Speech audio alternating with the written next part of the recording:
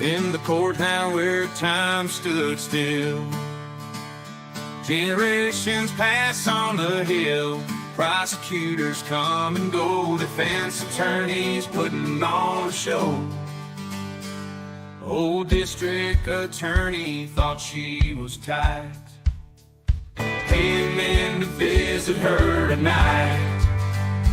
They said justice was blinded by her sins. As the trial spun, no one wins.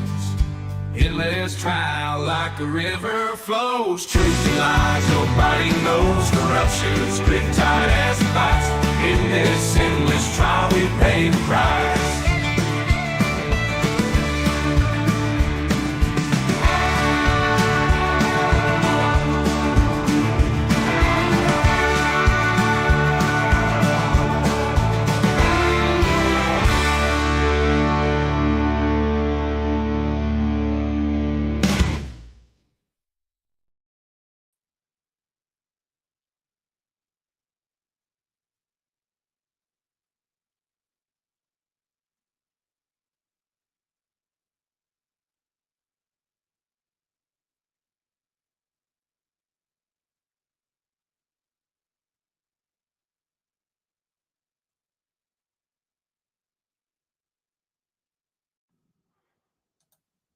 Better, better.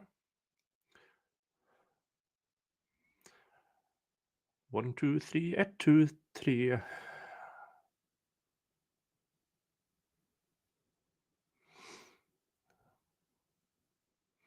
Okay.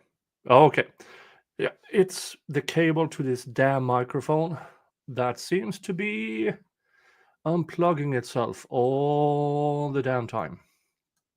Sorry, folks. Well, hey-o, folks. And welcome to, finally, the recap of day 161. The recap of day 161. And the prosecution's final witness, Marissa the Burrito. Now, she will not be shown on camera because I don't know why. She has been all over social media the past, more or less the past 5 years. But all of a sudden, her face is scrubbed from every Atlanta PD site, from her LinkedIn, from her Facebook. Her Facebook is privated. So yeah, Sebastian Müller said, "Are we sure it's their final witness?" Yeah, as sure as as we can be. It is the final witness on their list, at least. But if they, nothing would surprise me. Nothing would surprise me with this prosecution that they, oh, look at this, we found an eyewitness to every single crime. But I doubt it. So yeah, she is on the stand. They have scrubbed her from every social media. They have scrubbed her face from, everything. Atlanta PD, just to make sure her face couldn't be shown on camera. So we'll see what happens. All right. Day 160. I started covering this in May of 2023.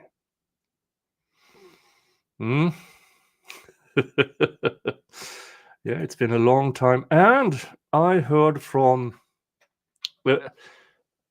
Doug went on a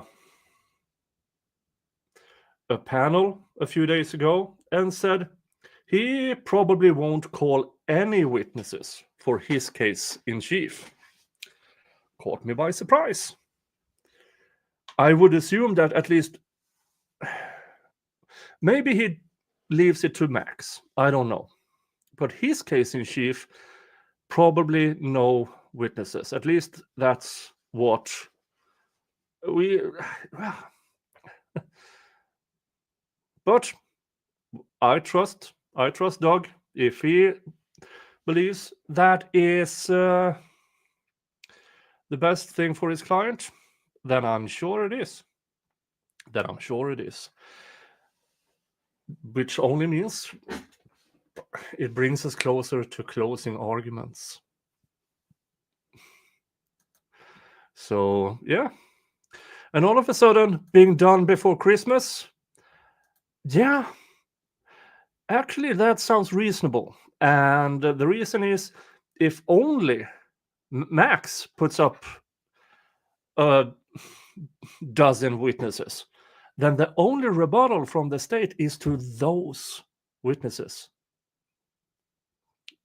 They can't do anything towards Doug's client to reiterate. Now, they have overlapping charges, so they might try, but that's the normal rules. So, so yeah, we are getting close to the end of the endless trial. KBS Mama, but state can do rebuttal witnesses, right? Yeah, if Max puts up witnesses, then they can rebut those. If neither puts up a case in chief, they go to towards closing arguments. And all of a sudden, it makes sense that they would be done before Christmas. They might actually be done before mid-December, depending on how many witnesses Max puts up. I would assume that the prosecution will have a full day of closing arguments, because why not? And that will be interesting. I will sorely miss Bruce Harvey's closing arguments. I would love to hear Mr. Harvey's closing arguments. I would love to hear Mr. Steele's closing arguments, but we won't. Now, also on the top of the chat, you see Justice for Little Rod's fundraiser. I have vetted it through Empress Fox. Next Friday, I might have some relatives of Rodelius Ryan visiting the panel show. So that will be interesting. Blue-eyed hillbilly, they're only allowed 2 hours on closing arguments. I haven't heard that one yet. 2 hours for the state. Yeah, that would be interesting. So I haven't heard that yet. But if I get it confirmed, okay, it makes it much easier. Oh, Doug said that. Okay. On that panel. Okay. Then it is 2 hours each. Oh, that is not good for the prosecution. That is not good for the prosecution. Will be interesting. All right. Now again, Little Rod's fundraiser is pinned on top of the chat. And I have vetted it as much as I can. And to me, it is good enough to publish it. Yesterday, we had an impromptu fundraiser, and we got $260 in just an hour. And after that, I believe they got in another $100. Now, this is for his appeal. He is convicted, spending life in prison. But we heard in this trial, when they called the same witnesses, what an absolute pile of garbage that case was. They relied solely on a lying hussy's words, more or less. And with proper representation in appeal, yeah, that can be interesting. Really interesting. All right. Everybody has cozied down. Everybody have a drink of choice. All right, let's get to it. It is we are getting to the final witness of the state case in chief. Now, first, it's Mr. Sprinkles. And then Marissa the Burrito will take the stand. And sound is awful because Miss Hilton doesn't use the microphone at all. At all. But the Burrito, she uses it, so we can at least listen to the answers. Blue-eyed hillbilly, what? You want the wheel of regrets? All right. That will make this stream really interesting. Okay, wheel of regrets is asked for. Let me find it.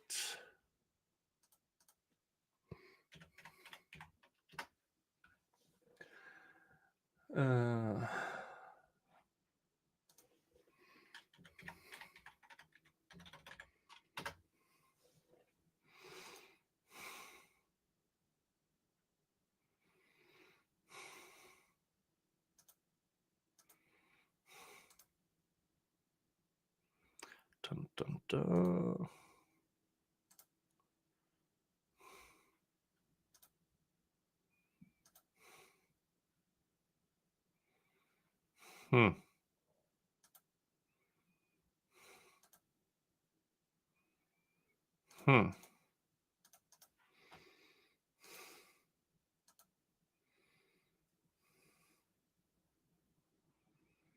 Okay. Let's see here. I have to do this. Share screen.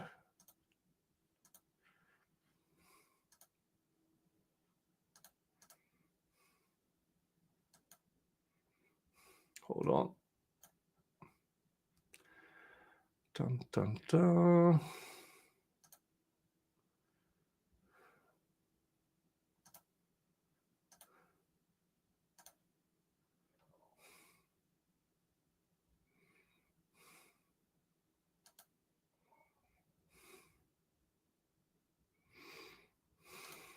Here it is. All right, wheel of regrets. Rule of conduct or rule of engagement is $100 to the charity and 10 gifted memberships or the equivalent in super chats or via PayPal. All right, so it's hot sauces and alcohol. Let's see here. What is our starting point? Our starting point is 508. Okay, $575 is our, because I saw that Paulette just a minute ago, so I make claim for that one. I'm claiming that one. So $575 for every $100 to his fundraiser and 10 gifted memberships or the equivalent in super chats or via PayPal. And I spin the wheel. And I will spin the wheel. And off to a good start. Sebastian Miller, 20 gifted memberships. Thank you so much. Thank you so much. Now all we need is $100 to. So we need to see the number go to 675 or directly to 775, and we will spin the wheel. All right. Let's get to trial and see what happens. I will have everything in the background. So, dun, dun, dun. Thank you so much, Sebastian. You are a damn hero.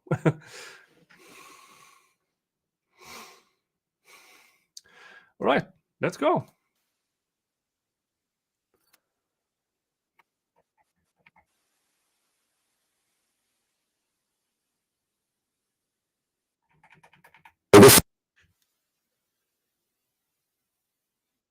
Yeah. Go ahead.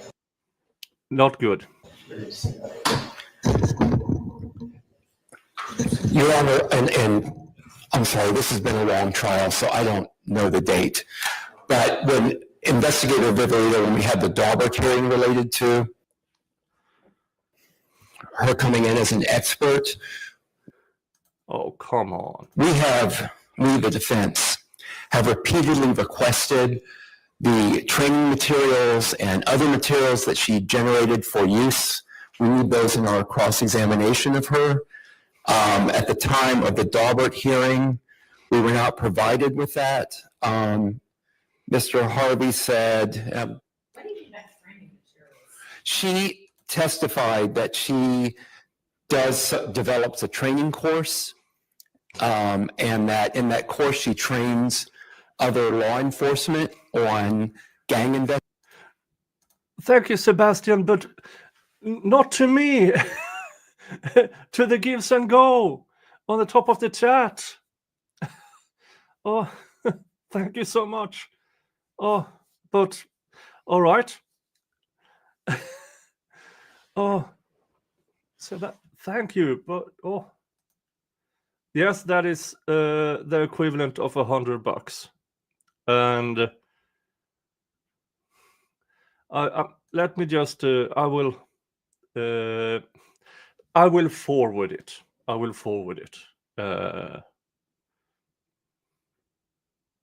Hold on. I will forward it.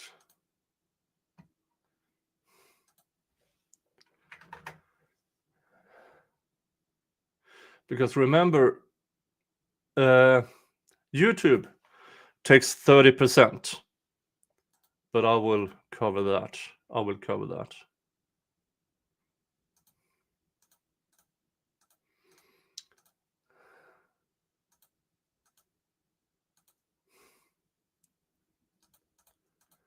Dun, dun, dun.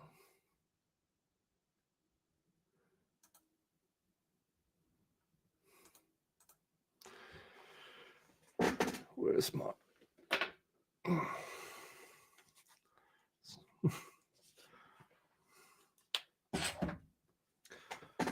Dun, dun, dun.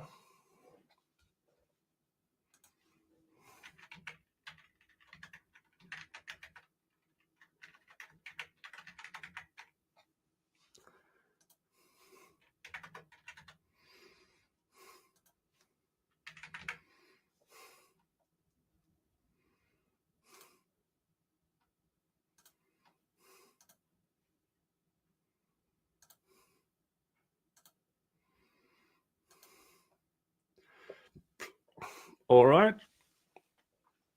So I forwarded it. Yeah, it's forwarded. Let me show you. Let me show you. Oh, sorry. Share screen. There it is. It's forwarded. All right. That brings us to a spin on the wheel of regrets. Oh, this will be hilarious. Oh God, no! Oh, not the first one.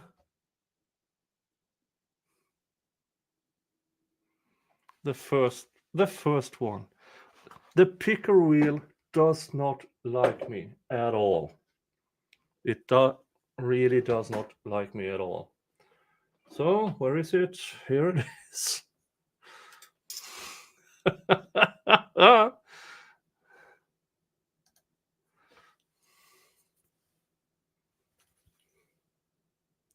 Habanero.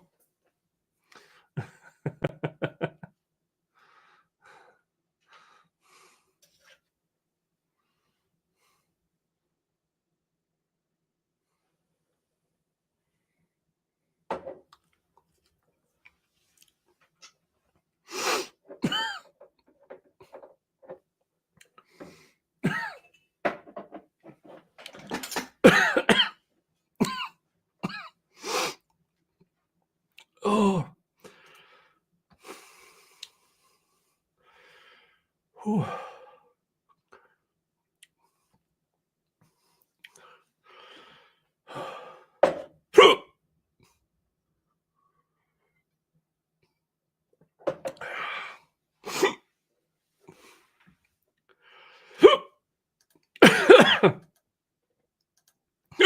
Oh. Whew.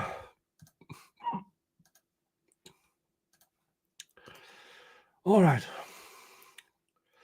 Thank you so much.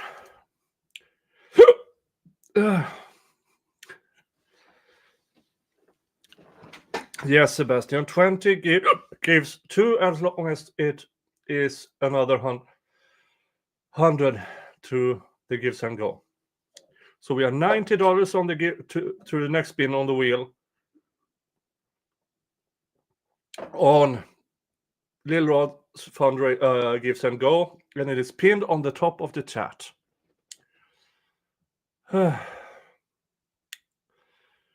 Whew. And please remember, if you if you do the same as Sebastian, YouTube takes a 30% cut. So now I covered it for this time, so no worries, because he was nice enough to give 20 memberships. So yes, Shamrock, you donate. Yeah, we donate and Nick spins the wheels and then consumes. Yes. Starfish and coffee. Please don't make yourself sick. I won't. I've done this plenty of times. I have had fundraisers for the experts in the YSL-Trial. I have had fundraisers for the Zachariah Anderson appeal, and I also had one for What the Hales. So I've been doing this for a long time, and I'm good. Oh, all right, back to trial. Investigation. And so we wanted the materials from that course because we believe that we need those in our cross-examination of her. You know, and of course, I come from a civil background where I'm used to getting all kinds of information with regard to experts testifying, and we haven't received an expert report from her. This one doesn't exist. That's true. One doesn't exist. One does not have to be created. True, and I'm not disagreeing with the court, but certainly training materials that she uses does exist. We've asked for it. We've not been provided with it. When's the last time y'all brought that up to the state that, hey, we still need those things? I cannot tell you, but we've repeatedly asked for them over the course of the last year, Your Honor. And we were told by the previous court that at some point that may become, actually, what did the court say? It might be something that may need to be tendered at that point or brought up if does come in as an expert. We're at the point now where she's being presumably brought in to testify as some combination of fact witness and expert witness. So we still don't have those materials, Your Honor. I don't have an issue with her testifying as a fact witness. I understand. I'm just saying, like, we've had Investigator Vivorito has been on the state. Kristen, I wish I could be in Atlanta November 21st. I really do. But in order for me to take the week of work in order to be at a protest or at the closing arguments, I need a week of work with the cost that ensues, last minute flights, and a hotel. We are talking in between maybe $6,000 and $8,000 for me to make that. So sadly, won't be there for the 21st. Depending on when closing arguments really are, if it is in the in January or February, no issue. I have vacation days starting next year. This year, it's all used up. So yeah. So, and I'm not important here. I'm just a conveyor of news and comic relief and some educational purposes regarding this trial. If anybody have that kind of money to spare, there are charities like the Little Rod Appeals Fund that needs it much more than I do. All right. It's this list for weeks and weeks. And the time to have brought up, oh, hey, we don't have the training materials yet, would have been sometime before when she's probably already here. And if she doesn't have them in her bag, because nobody's reminded her, she's not probably going to be able to access them unless she can maybe do it electronically. I don't mind asking Mr. Adkins to either himself or have one of his investigators step out to wherever she is and see if she could access anything electronically and provide it. But if she can't, you know, it's kind of understandable right now since we didn't give her a heads up anytime recently, even though we knew she was going to be testifying. Judge Whitaker, didn't you listen to what Doug said? They have asked for this material, and it's not for the past year, it's for the past year and a half since her actual Daubert hearing. And it has been refused. It's not on the defense because the prosecution have had plenty of heads up. They knew they are supposed to give it. This is just Doug reminding the court that the prosecution still haven't done it.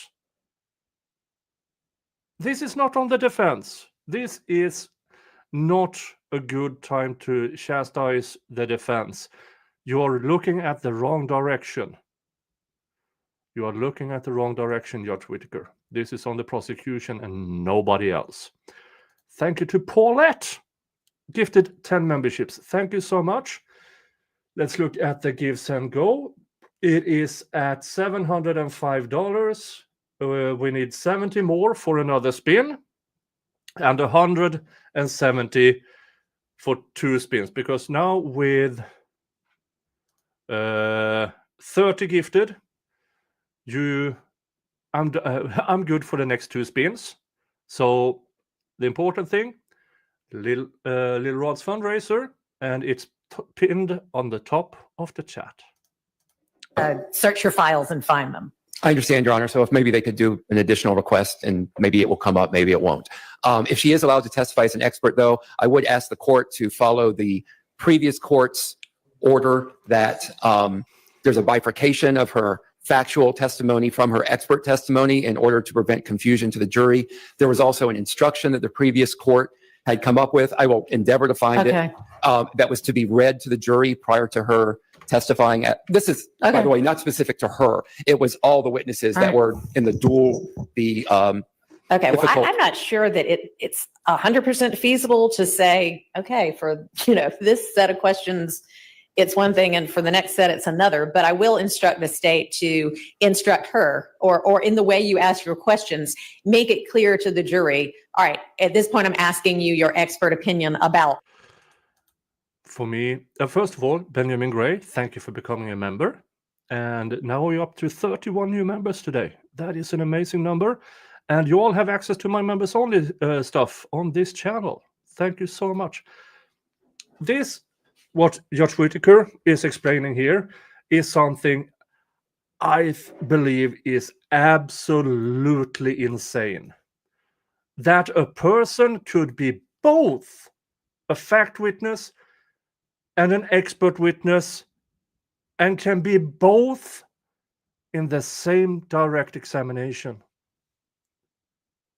That is textbook bolstering of their own testimony.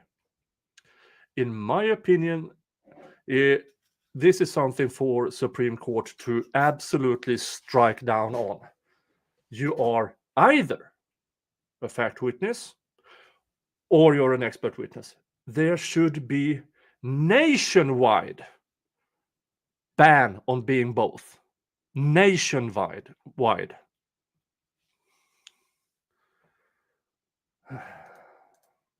Whatever it is you may ask. Yes, Your Honor. All right. And I mean, to the extent that you can separate them, do, but I mean, there may be times when she's saying, here's some social media post. And then, for instance, she might need to testify because I've got this background in gangs. I know that this particular emoji means something or another.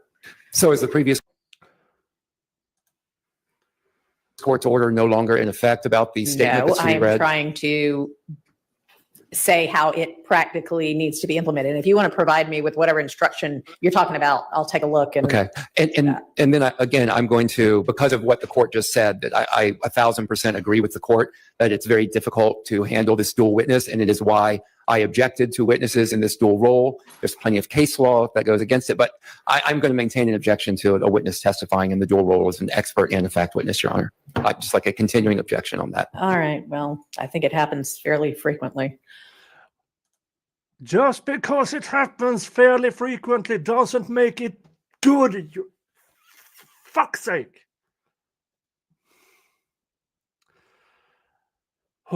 And thank you to Benjamin, who both became a member and gifted a membership. We are now up to 32 new members for today. Thank you so much. Thank you so much. And on the Give Send Go, $70 to the next spin on the wheel. And she was qualified as an expert, right? I mean, y'all got a ruling after the Daubert hearing, right? I believe that's correct. Correct, Your Honor. That's what I thought. All right. Anything else? I don't know if we have the jury ready yet or not. They should be at 9, but I'll have to check on that. Yes, sir. Your Honor, I believe Deputy Sprinkle was right outside. I'm just gonna go double check. Okay. Thank you. You did. Thank you. Okay. And I don't know if Investigator Vivorito is here or not yet, but can somebody get word to her to try to find her training materials? Yes, Your Honor. No, jury's not ready. Okay. Okay, let's see here. Ocean Beach, the interview was on Justice Served, 2 attorneys he's friends with. He also said there is one more witness, a strong one for the state, a state expert on RICO. Fuck's sake. What? Is it a prosecutor? I bet it's a prosecutor. Yeah, this Georgia system sucks.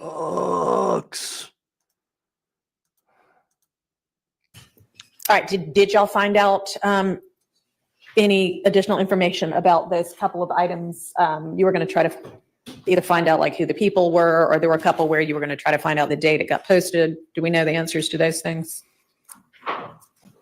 Yes. Okay.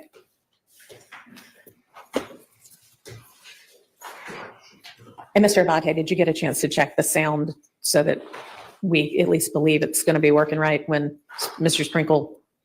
Yes, we checked it last All time. right, great, thanks. Good. See if the rain was. Who knows? I want to know if he followed through on his promise to narrow down the number of calls. I did. All right. Can't wait to see that. Mr. Abadi always fulfills his promise. Instead of an hour and 20 minutes, I thought it should be 25. Okay. Bless him. Judge, just thinking forward while we have a minute. I was thinking forward about what we were. All right. Paulette says, I thought Doug said it was a expert on RICO for the jury instruction, not another witness. Okay, we have different information. Okay, we will just wait and see. Talking about happening in the near future Mm-hmm. and regarding directed verdict motions. Right. I think it may be, we have obviously a lot of Evidence. evidence in this paper. Yep. If I could request the state, and maybe the court ask the state too, typically, my understanding is with each witness they've made, that they presented, they've made PowerPoints of the evidence that they're seeking to admit. And generally, we've complained when it hasn't happened, but generally they've given it to us before the witness testified. They've given us a hard copy. Okay. If I was just thinking last night, if the state could forward all those PowerPoints of the evidence that's been admitted to all parties, if they have them in the PowerPoint still, that may help everyone in kind of formulating and getting to the bottom of what's in evidence, as opposed to digging through this before Monday or Tuesday, whenever we Okay, but y'all are going to have to, or we even are going to have to dig through, are. as you say, the evidence anyway, because we're going to have to sort out what goes out with the We are. jury and what doesn't. But I'm sure the state will be happy to do that to the extent they have those available. Yes, Your Honor. Thank you. We'll put him on jump drive. Great. And if you can provide that to the court as well. Thank you.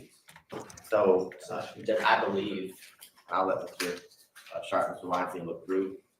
I think I took almost all of the ones out that we spoke about, so we didn't know the origin except for one. Okay. There's a video where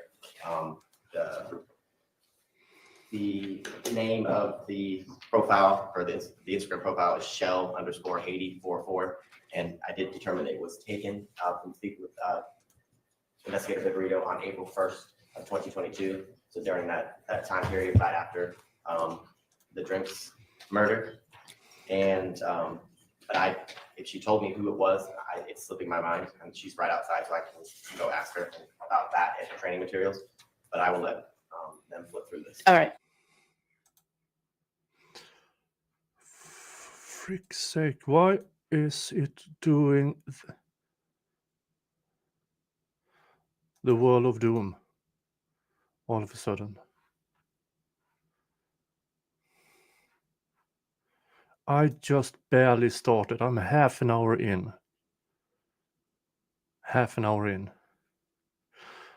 Folks, I'm going to restart my computer. I have had it on for 4 or 5 days straight. Maybe the cache, whatever. I'll be right back. I just need to do a restart. I'll be right back.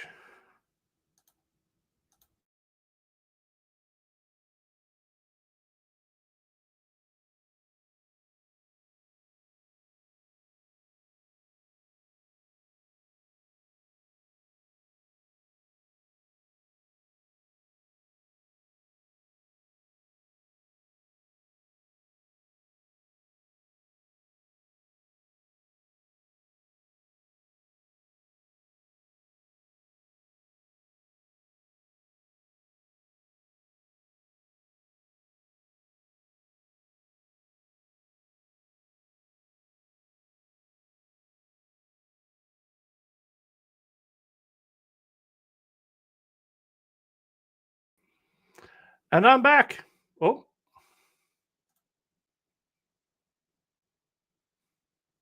There, I'm back. Let's hope this solves it.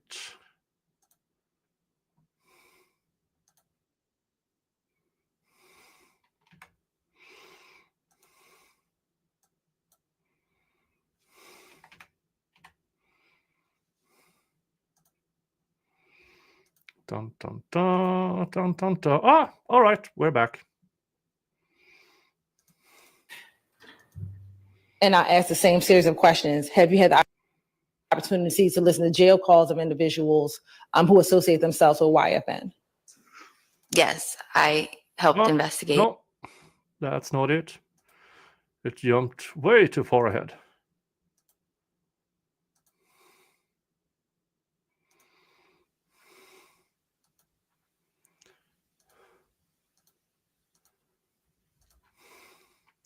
All right, let's go right into Mr. Sprinkle. And as you might notice, this time Mr. Sprinkle does not have his laptop in front of him. Ha ha!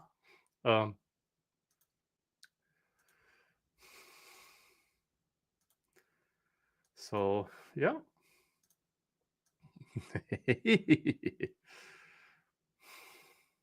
But he does have his phone there, so he can probably cheat anyway. Okay, I will do this. Oh, maybe I can have that banner. There. Now we're good to go.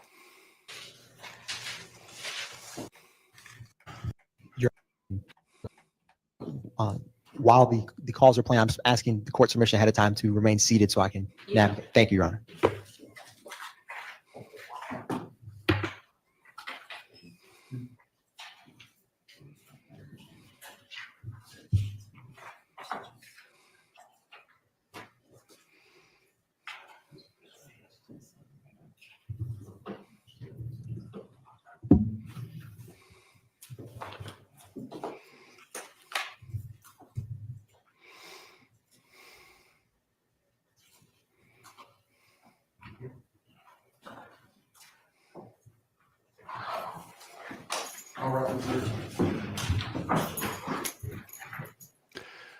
So, Mr. Sprinkle, no laptop and no Miss Love.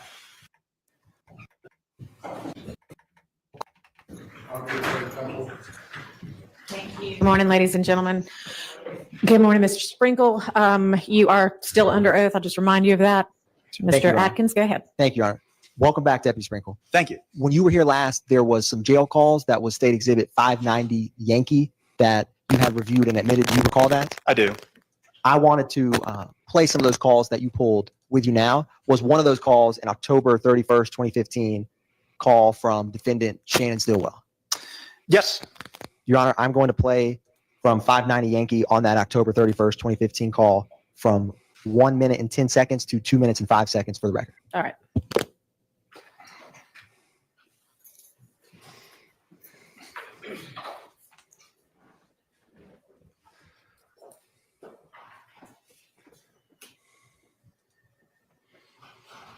Speaking of Mr. Jingles, here he is, the actual one. Hello. Can Mr. Williams be called for the defense? I don't think that they can. I don't think it's a good idea. I just noticed I'm in the Zoom, but for some reason when I shared, It's not working. yes, give me one brief second, Your Honor. Because if Mr. Williams is put on the stand by the defense, then the prosecution can ask him, didn't you just a couple of weeks ago plead guilty to the crimes in this trial? So yeah.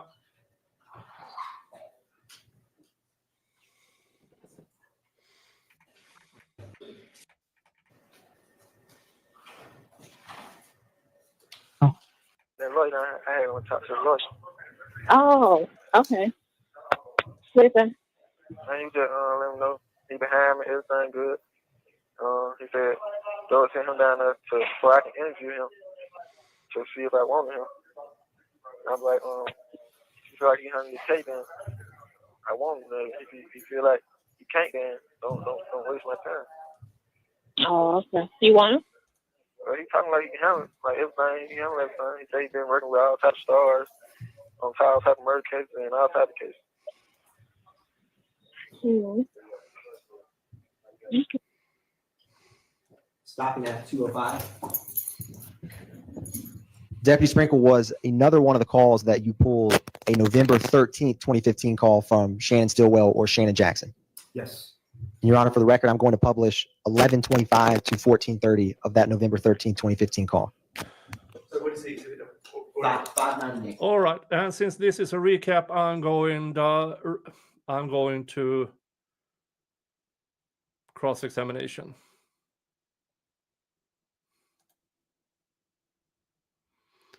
Let's see here. Do they have some evidentiary thing here?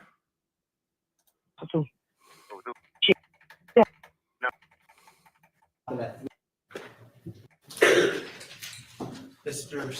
Sprinkle. Yes. Good morning. Good morning. How are you? I'm all right. How are you? Very well, thank you. Okay. Mr. Sprinkle, I want to talk to you about the phone calls from the jail with my client, Shannon Stillwell, on them, okay? Okay. And I know you testified before about this briefly. How many total calls did you review involving Shannon Stillwell? I don't know how many I reviewed. It would probably been around 30 to 50, somewhere in there. I downloaded over 700, though. 700 jail calls from either the actual jail phone and from burner phones. Yeah. All right. The first call that we heard was 590Y. What date was that first call that we heard? Well, if we're talking about today, it was October 31st, 2015. And that was right after Mr. Stillwell had been, you're aware that Mr. Stillwell was a victim in a case where Tara Jones was shot and killed. Yes. And you're aware that car that they were in, you're aware that the facts of that case was a car sped up behind the car that Tiara Jones was driving and shot a bunch of rounds into the back of the car that Shannon Stillwell, Tiara Jones, and Miss Duncan were in, correct? That's what happened. Okay.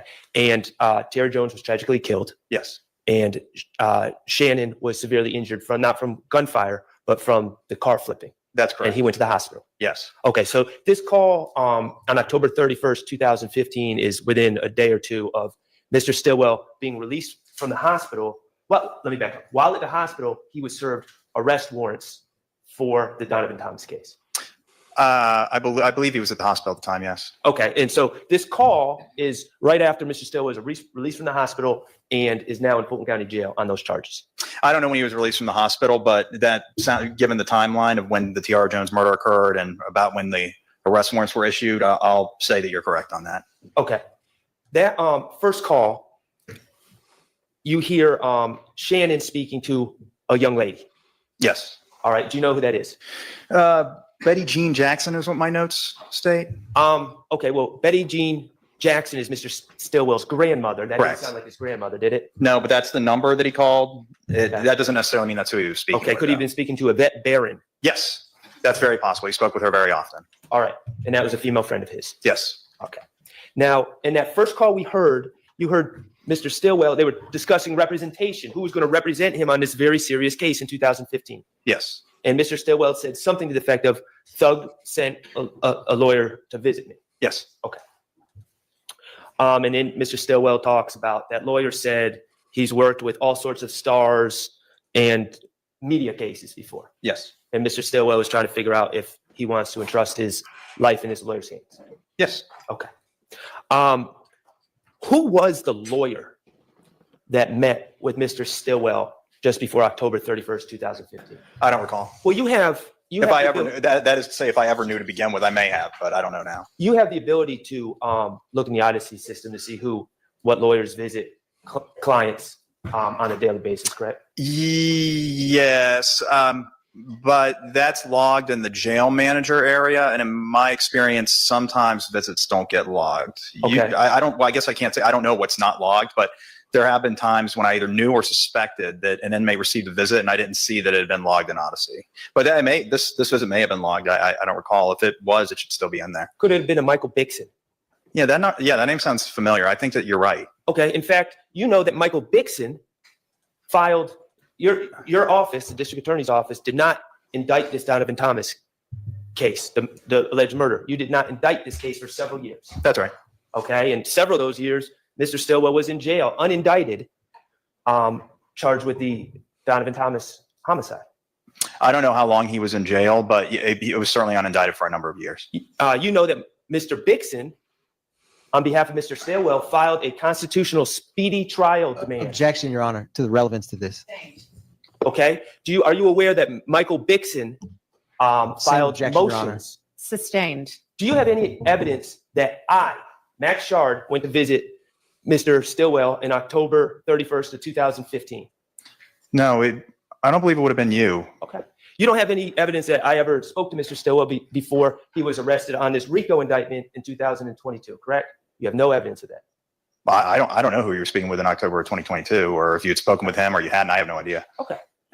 But you have no reason to believe that he was speaking about Thug sending me to see him in October 31st of 2015. No, I don't think you would have been even in a position to represent him then, if I recall correctly. Okay. Thank you. Now, moving on to the third call, November 23rd at 4:08 p.m. We hear Mr. Stillwell speaking to another man in that call, correct? Yes. Okay. And now that was a day, there's a thing called preliminary hearings, correct? Yes. And preliminary hearings are when someone's arrested, the case is not indicted. There's a court date where an investigator comes in and testifies as to the evidence in the case. That's usually, it doesn't have to be an investigator, but probably over 98% of the time it is. Okay. And you're aware that Mr. Stillwell had a preliminary hearing on the Donovan Thomas case in November of 2015. Yes. Okay. Have you reviewed the transcript of that hearing? No. Okay. Well, let me ask you this. In that hearing, it was Detective Thorpe who testified, correct? Yes. Okay. Kenneth Copeland didn't testify at that hearing. No. Okay. Quindarius Zachary did not testify at that hearing. No. Okay. So when Mr. Stillwell is talking about what happened at the hearing, he's not talking about what Kenneth Copeland or Quindarius Zachary said at the hearing. He's talking about what Detective Thorpe is testified that they said. That's right. Okay. Now, I want to be very clear on this. On that tape, Mr. Stillwell, and this was after his prelim was held, correct? Yes. This November 23rd phone call? Yes. In fact, it was right after his prelim was held. I don't recall the exact date of the prelim. I remember it was in November, and given some of the contextual details of that call, it sounds like it was very close in time to this phone call that we listened to. Okay. And that phone call we just listened to, the volume was a little low and the audio goes in and out a little bit. You would agree? Yes. Okay. I want to be very clear. Shannon, on that phone call to that other gentleman, says, little D, and this is right after the prelim, little D is saying that I said I did it, correct? That's right. He did not say, let's just clear this up because the tape's not the best. He did not say, I told little D I did it. That's right. He did not say that. He merely said, little D is saying that I said I did it. That's right. Okay.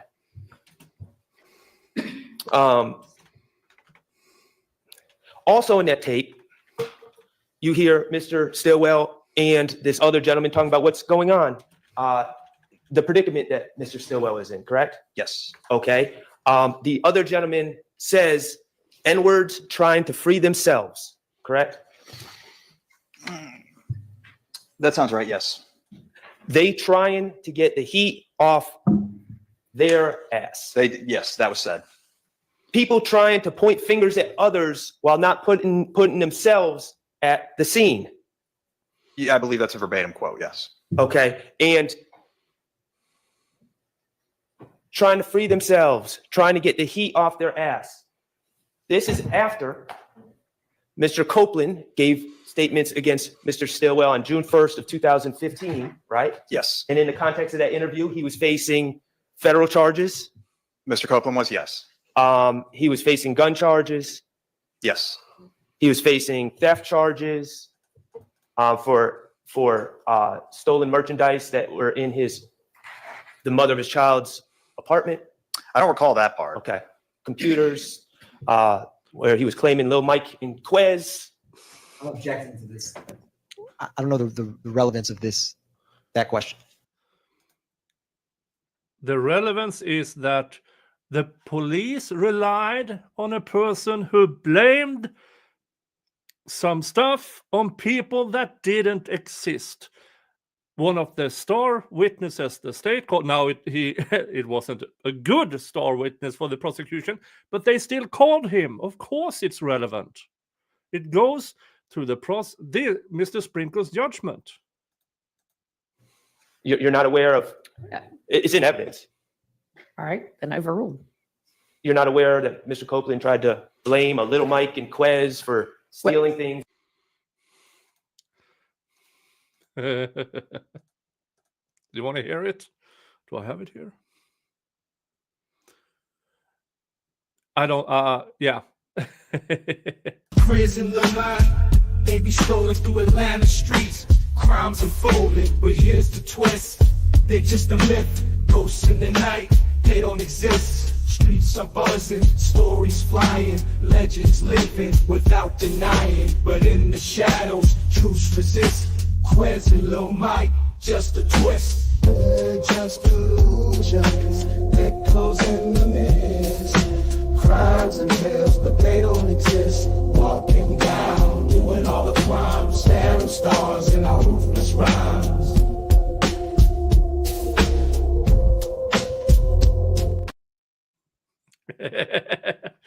Oh, I'm having way too much fun with Suno.com, the AI songwriter. It ended up in. Hang on just a second. Are you saying whether he I knows, should've- whether this witness knows or not is not I guess I should have relevant? said foundation, Your Honor. Okay. Yeah, you don't have any knowledge of those things that Mr. Copeland said? I don't remember that part of his Okay. statement now. Also, trying to get the heat off their ass. The statement by Mr. Zachary claiming that Mr. Stillwell confessed to him That was made when Mr. Zachary was in jail for shooting up several houses. Yes. And was facing federal straw purchasing charges as well. Yes.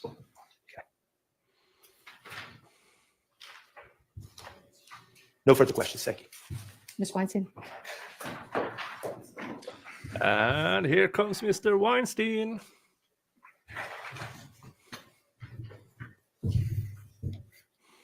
Good morning, Mr. Sprinkle. Good morning. Regarding the call that you played, that was played between Mr. Kendrick's mom, Tasha, and himself. You recall listening to that just now, right? Yes. And Mr. Kendrick says, do you hear the language about the mixtape about to drop in that call? Yes. Did you investigate that mixtape about to drop? If I did, I don't recall now. Okay. And associated with that, do you recall if associated with that mixtape is an image of my client wearing a bandana? I do not. Okay. But there is a reference in that call where my client informs his mother to change that bandana away from a certain color. I think he says a red color, correct? That's right. That's what was said. And given that the state seems fixated on seeing burgundy as red and orange as red, Sustained. do you think it's reasonable for my client to want a bandana viewed as red to be changed to another color? Objection, Your Honor. Sustained. Did you know that in your investigation, did you find my client being signed to Young Stoner Life Records in 2015? I believe so. Yeah, that sounds right. Okay. And then again, that mixtape being associated with that. Yes, I believe. I don't recall exactly, but that sounds right. Okay. There's also a reference in there of my client's mom, Miss Tasha, speaking to, I think she said speaking to Thug about a lawyer, correct? Yes. Do you have, and I believe it was Mr. Bixson that represented my client at the time, do you have any evidence that anyone other than my client retained? Anyway, let's forget whoever the lawyer was. Okay. That's okay. Thank you for your help. The lawyer that was retained for my client at the time, do you have any evidence that anyone other than my client retained that lawyer? I don't know who paid for the attorney or no, I don't have any evidence. Okay. Would you find it unusual that somebody would ask a friend to recommend an attorney? No. Okay. Thank you. Redirect. Yes, Your Honor. Now, Deputy Sprinkle, as part of your current job, do you handle a number of preliminary hearings that was discussed on cross? Yes. And were you at that hearing that was referenced on cross-examination? I believe so. If it was the same hearing in which Antonio Sledge his hearing was held, then yes, I was absolutely there. And I believe that Mr. Stillwell, Mr. Sledge, this was not over 9 years ago, or 9 years ago, most probably to the day. So I'm pretty sure I was there. Now, on cross-examination, there was reference about the information that the preliminary hearing comes from, in this case, Detective Thorpe. Do you recall that? Yes. Now, if you remember, and there was reference about, on cross-examination, what Little D or someone said at that hearing. Do you recall that? I do. At that preliminary hearing, for witnesses who, such as Little D, were names used or were something else used? Well, their legal names would have been used. And is there any times in preliminary hearings where witnesses are referenced by something other than their name? Sometimes.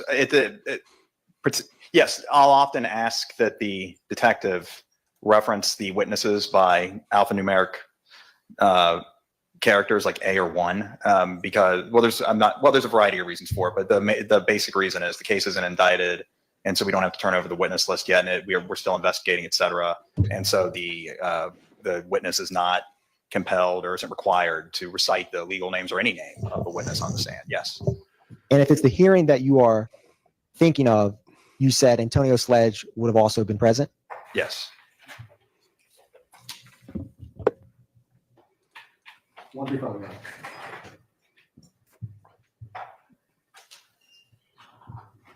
further questions. Thank you, Deputy Sprinkle. This prelim back in 2015, you don't have any recollection if actual names were used or like witness A, witness B, witness C?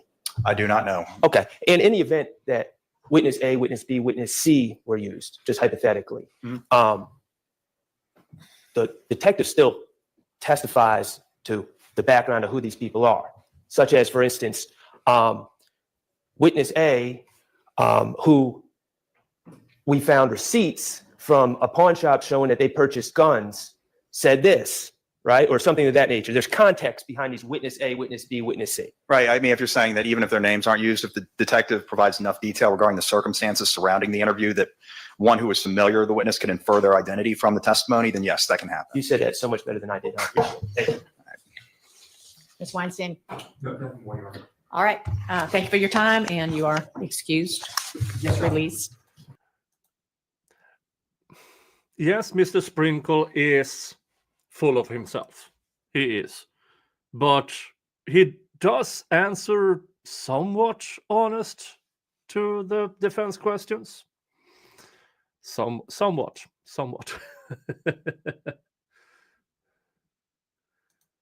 Let's see here. Let's check the gives and go. We are still at 700.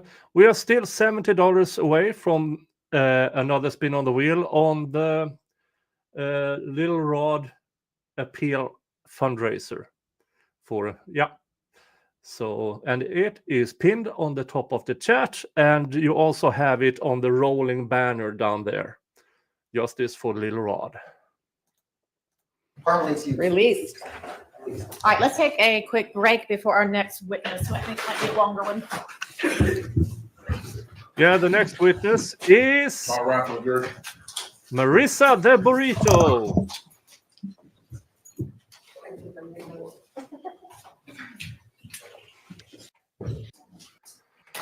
Capacity witness. Let's figure out this request for an instruction about dual capacity witnesses. Mr. Weinstein, I see what you originally requested. You don't seem to have been able to find what the judge determined, or maybe you did, but really just a second ago. Give me a second. Dual capacity witnesses should be struck down nationwide, in my opinion. It is absolutely horrifying. Okay, anyway, you weren't able to find the language that the court apparently decided upon. And this is kind of a Fisher cut bait point, since we're about to have this witness on the stand. And I think Ms. Persfield has, just in the last few minutes requested if anybody has access to what exactly the language was to come up with it now. But in the absence of that, I think that what you originally requested, Mr. Weinstein, and I don't know if you want, I guess you filed that at some point, or do you want me to read it into the record? You can read it into the record. Okay. I believe that was an email that was sent to the court back on January 31st. Your request is that the court instruct the jury, the testimony you're about to hear is the witness's opinion based on training and experience, not firsthand knowledge, and that it is for the jury to determine how much weight, if any, to give that opinion. And then after the witness has testified in the dual capacity, to say, you have heard the testimony of this witness who testified to both facts and opinions. Each of these types of testimony should be given the proper weight. As to the testimony to facts, consider the factors discussed earlier in these instructions. As to the testimony on opinions, you do not have to accept the opinion. In deciding how much weight to give it, you should consider the witness's qualifications and how the witness reached their conclusions, along with other factors discussed in these instructions for weighing the credibility of witnesses. One problem with that is we don't have whatever those prior instructions that whomever this court was would have given. So it would be a little not helpful to give them that instruction. Your Honor? Yes. I'm very close to finding the instruction. I found the state's previous when Detective dealt that. Okay. So I'm going to forward that to the defense counsel in the court. And I think near that time, I'm hoping to see another email of what the court actually. Okay. This is the state's previous. That would be great. Thank you, Mr. Adkins. I believe that's around January 31st, 2023. So I'm looking. I mean, in the event we can't find it, I've tried to fashion something that might work. But first of all, I guess we can see whether it can be located. Thank you, Your Honor. Quickly. Oh. Yeah, I still say, and I cannot stress this enough, it should be a All right, and if nationwide either ban. defendant needs A nationwide ban on dual capacity witnesses, because the only reason why it's necessary, why the state does it, is for the witness to bolster its own opinions. That should never be allowed in any court anywhere. To be excused to the restrooms while the attorneys are looking. Y'all can go ahead and do that. I'm going to do the same, and I'll be right back. And they are on a break. And thanks to the magic of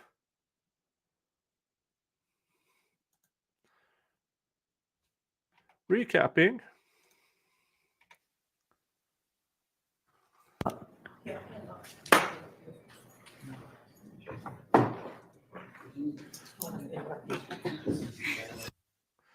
Okay. Skipping ahead. Experience is some of the testimony you're about to hear will be this witness's opinion as an expert based on training and experience, not her firsthand knowledge as a fact witness. Other testimony will be as a so-called fact information gleaned during the witness's investigation. I've instructed the state to the extent possible to try to make clear when they're asking for or when the witness is giving expert opinion versus fact testimony. I'll just recall to you the instructions previously given about how to evaluate fact testimony, lay opinion testimony, if there is any from this witness, and expert opinion testimony. Y'all want anything beyond that? Okay, great.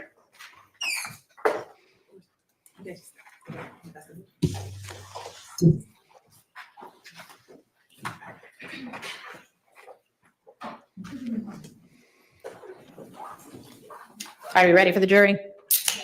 Okay.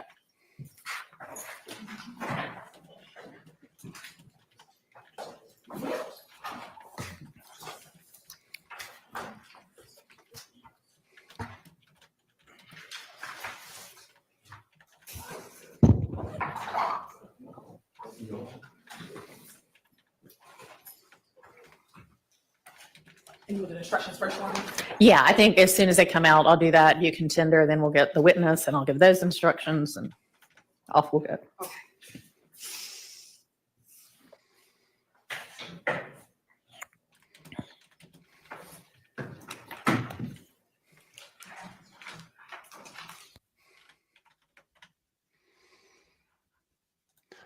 And skipping ahead.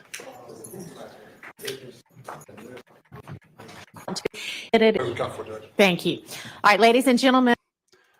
Now remember, I warned you that Miss Hilton does not use the microphone at all. So it will be hard to hear her questions. And I can't do anything about it.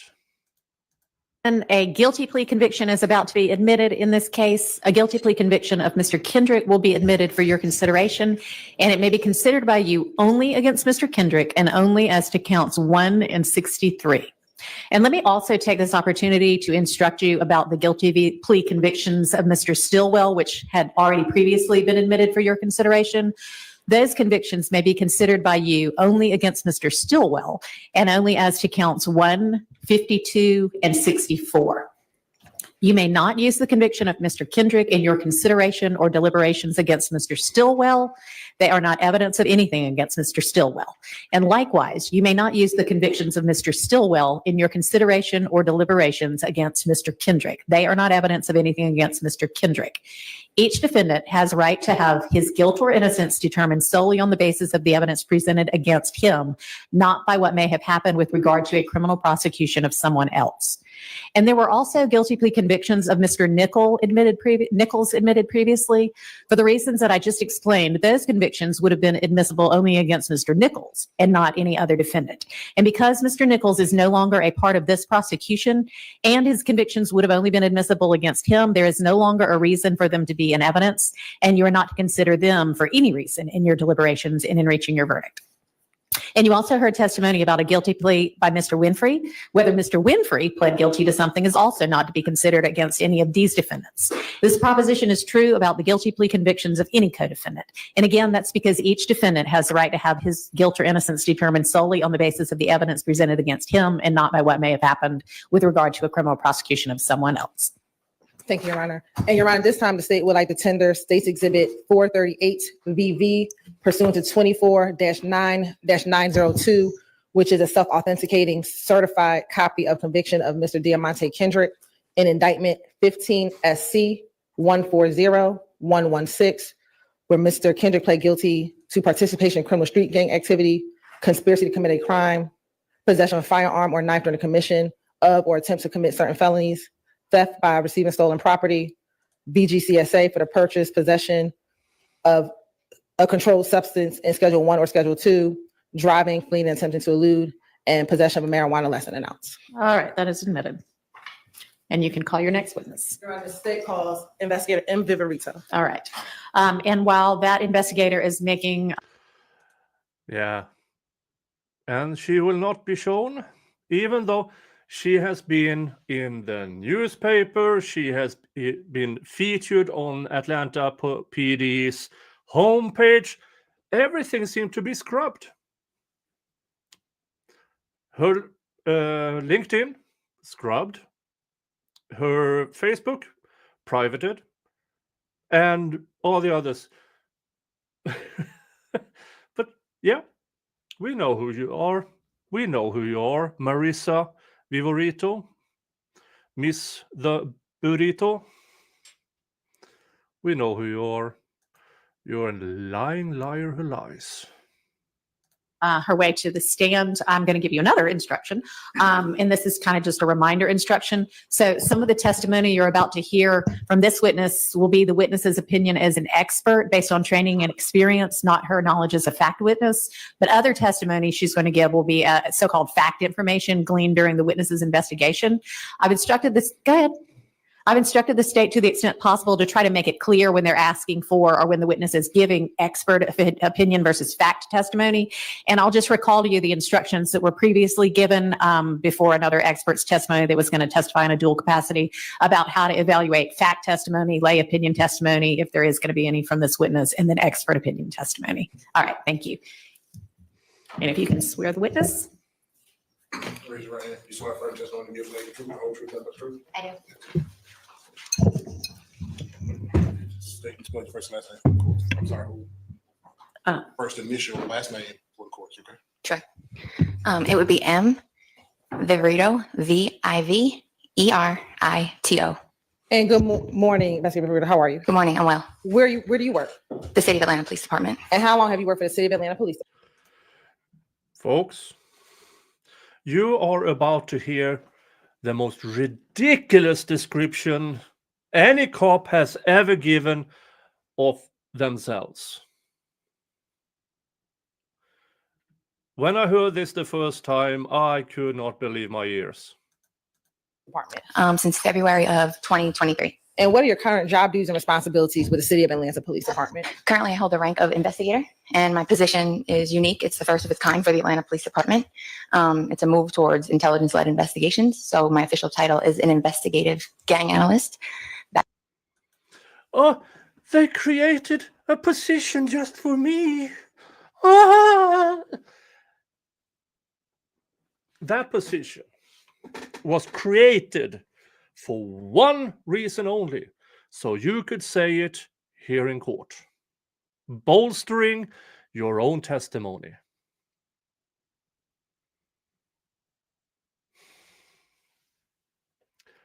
It's insanity. The Atlanta Police Department, top to bottom, needs a complete overhaul. I do not trust anything any one of them say. Nothing. That is where it's basically a hybrid between a detective and a criminal intelligence analyst. So you're fusing the best parts of both worlds to move investigations forward, especially. No, it's not the best part of both worlds. You have worked close together with both Squirrel Brains and Miss Gaither. All of them are morons. That only means that you might be slightly smarter than three people who has barely a functioning brain. That does not mean best of both worlds. It means that the cesspool have a head honcho. In the gang world. And we said intelligence-led investigation. Just tell the jury briefly, what do you mean? Intelligence-led investigations where you think outside the box. So it's not just, okay, maybe some camera footage, talking to some people. You're using everything at your disposal, whether it be social media accounts, jail calls, phone extractions, wiretaps, everything. You're going to try and get everything you can from the intelligence world and do your research and bring that all in together than just traditional investigative techniques. Prior to working at Atlanta Police Department, where did you work? Start from the beginning. No, just Okay. immediately prior. Prior to the Atlanta Police Department, I was with the Fulton County District Attorney's Office in their gang unit. I was a senior investigator, and then I was ultimately promoted to a lieutenant in the high profile case unit. And let's first talk about your time as a senior investigator. Tell the jury about your job duties and responsibilities as a senior investigator in the gang unit. So I would work with various attorneys in the unit, and I would review cases that were coming up for trial or being prepared for indictment. And I'd take a look at the file, and we'd see if there was anything that was needed to push the case forward. We may go talk to people. We may locate witnesses. Robin Hambrick. Yeah, remember, this woman, Miss Burrito, stated, quote, she likes to observe individuals in their natural habitat. Undercover.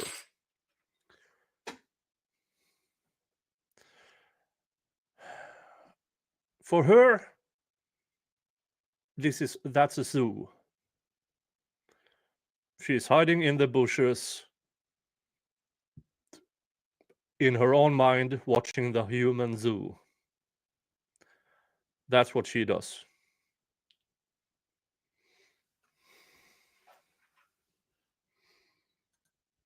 We may secure additional search warrants and just get the case ready and be trial ready for when it ultimately goes to trial or takes a plea. And as a lieutenant, what did you do when you were with the high profile unit? It was things that was similar in nature, but it was a little bit more, again, as the title would allude to, high profile cases, media cases, cases that involve difficult witnesses, in cases that were a little bit more complex. Now, prior to working at the Fulton County District Attorney's Office, did you work for any other law enforcement agency? I did. If you could tell the jury about your career in law enforcement. Sure. I graduated from the University of Tampa with a bachelor's degree in criminology. I did about a year down in Tampa working at a juvenile facility to get some experience. Then after that, I moved to Atlanta. I started my career with the Georgia Department of Corrections as a felony probation officer. While I was there, my career has exclusively been in the city of Atlanta. While I was there, I started out with a normal caseload. Shortly after that, they started a program, what was called the Atlanta Community Impact Program. It was a pilot program driven to reduce recidivism for people returning back to the community from prison. So somebody may get sentenced to a prison sentence that includes probation. So they partnered us with, every day we were partnered with Atlanta police officers. We would ride with them. They would come with us to do home visits. So we'd get a list of returning citizens from prison, and we'd offer wraparound services. So if you need a job, if you need housing, if you need clothing, if you need education, if you need anything you need, we offer it there as a kind of a one-stop shop in an effort to reduce recidivism. So on the other hand, then, if you want to get out of prison and say, you know what, not interested, I'd like to engage in a crime spree, thanks. We have the Atlanta Police Department with us every day to say, okay, we're going to stop that before you get hurt or before anybody else gets hurt. And in communities. I want you to slow down a little because you are going so fast, and I will ask a different question further. All right. While you were with probation, did you ever have an opportunity to work with the GBI? Yes, later on in my career. Okay. So when did you work with the GBI later on in your career? Okay, several years later, I was promoted to probation and parole has there are different ranks. I was promoted to a criminal investigator. So what that, you don't have a caseload, you're operating as a slow down. Sorry. You're operating as a law enforcement officer within probation and parole. Typically, you're assigned to the special operations division, and then you're. So she's both a cop and a probations officer and an investigator within the probations unit. How many did she have to blow to get to her positions? Assigned to either a federal task force. In my case, I was assigned to the GBI Gang Task Force. That's the Georgia Bureau of Investigation. It's a statewide gang task force. And what did you do when you were part of the GBI Gang Task Force? Although we were statewide, my experience was here in the city of Atlanta. So I took on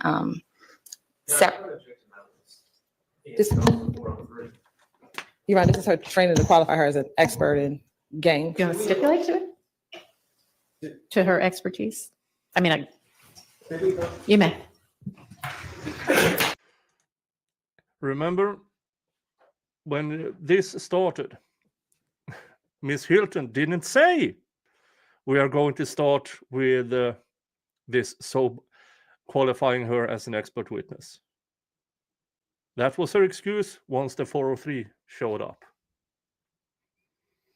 And we have a sidebar. Sidebar counter 339.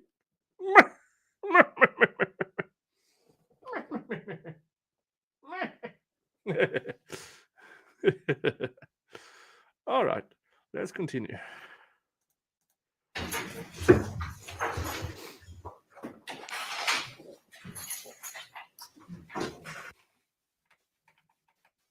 Skipping.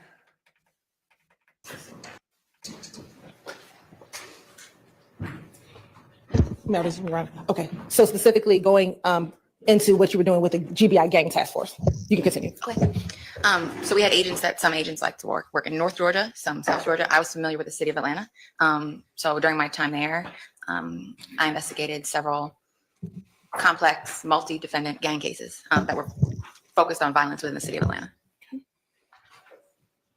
And in additional, do you have any formal training that you've taken to assist you in identifying gangs here in the city of Atlanta? Sure. Back when I first started, there's a 40-hour course down at the Georgia Public Safety Training Center that you take as kind of a introductory course down there. I completed that. I'm also a member of the Georgia Gang Investigators Association and completed the beginner and intermediate certification through them. That gang association is themselves, folks.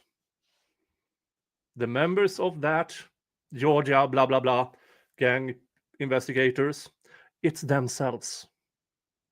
They train each other or are being trained by a person from the DA's office on what to look for to get gang charges to stick.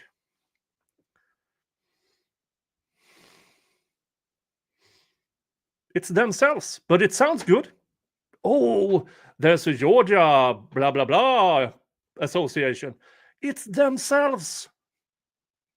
They get funding from different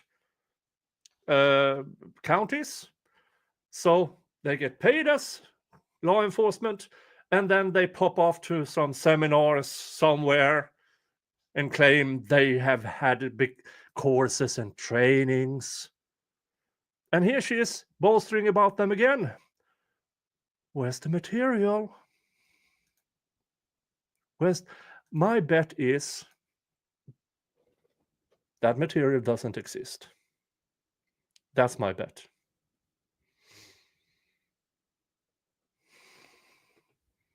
It's a club for internal admiration where they pat each other's backs, circle jerks, and then go home to their families.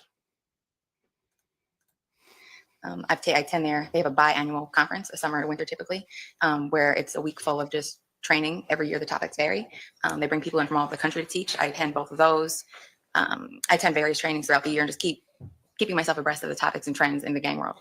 And just briefly tell the jurors, what type of courses are you taking in these training sessions? It just depends what they offer at the time. It could be best practices in gang investigations. It could be technology focused. It could be narcotics focused. It could be focused on street crime enforcement. They try to keep a good variety so their members are well versed and have a well-rounded training background. And as we heard from another gang expert, nobody from the music industry, no scholars in the area of gangs and gang affiliations and gang crimes, no scholars. It's just cops and employees by different DA's offices. No scholars whatsoever. It's themselves training each other. Yeah. Can you pull that? Yeah, it worked great for a minute and I don't know what happened, but just pull that mic towards you. Yeah. Is that better? Yes, thank you. In addition to your formal training, do you have any other training or experience to assist you in identifying criminal street gangs and determining gang culture? I'd say my experience here in the city of Atlanta, working here, my career's been exclusively here. Probation and parole gave me a great knowledge base to start my career. I do have a lot of in custody and custodial, non-custodial interviews with people. I like to talk to people. People talk to me. And I do listen to a lot of jail calls, I feel they're great to get information, phone extractions, wiretap calls. You kind of learn from the gangs themselves. And you just talked about speaking with individuals. At your time, have you had option to speak with gang members and or their family members while you've been working in law enforcement? Yes. Multiple times I've talked to gang members. I've talked to the mothers of their children, their mothers, their grandmothers, brothers, sisters. Sometimes I remember one time recently I was out at a crime scene and somebody's sister came up to me and said, "Hey, how you doing?" Sustained. Let me ask you this. Do you gain information to assist you in your investigations with your cases? Absolutely.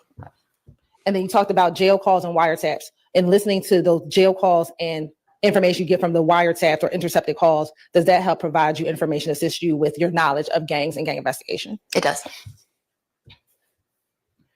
Now, as your time as an investigator and working in all of your law enforcement capacities, have you had the opportunity to use social media to assist you in your investigation? I have. How does social media assist you in your investigations?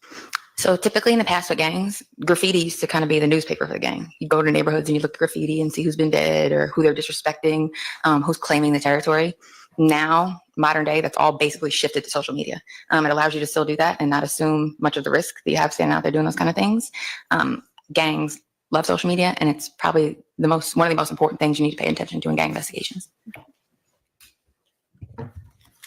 Now, do you use certain tools in order to assist you with investigation that the general public does not have access to? Yes. What are some of those tools? Of course, we have our jail call system. We have phone extractions are a huge thing. So any cell phones that we recover during arrests and we secure a search warrant, I'll have them extracted by a qualified examiner.